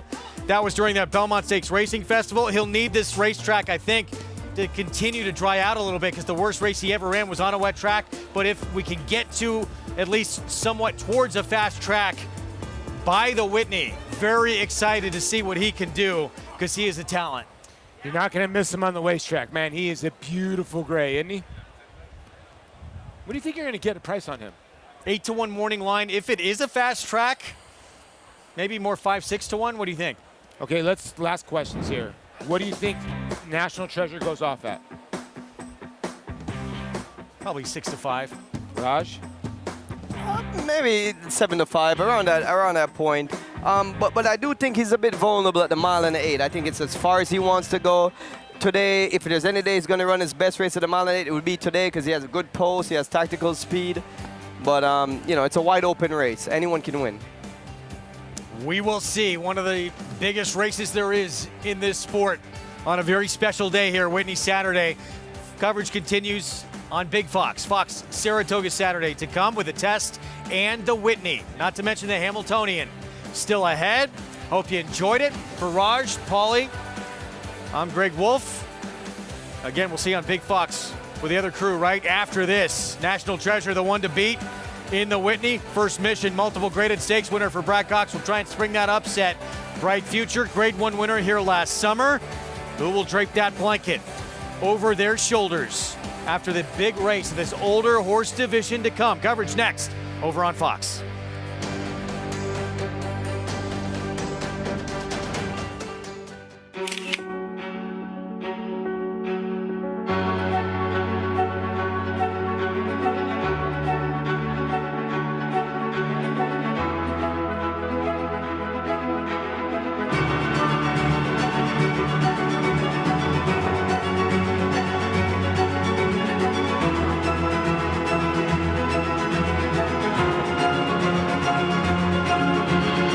Marshalier, standing at Claiborne Farm.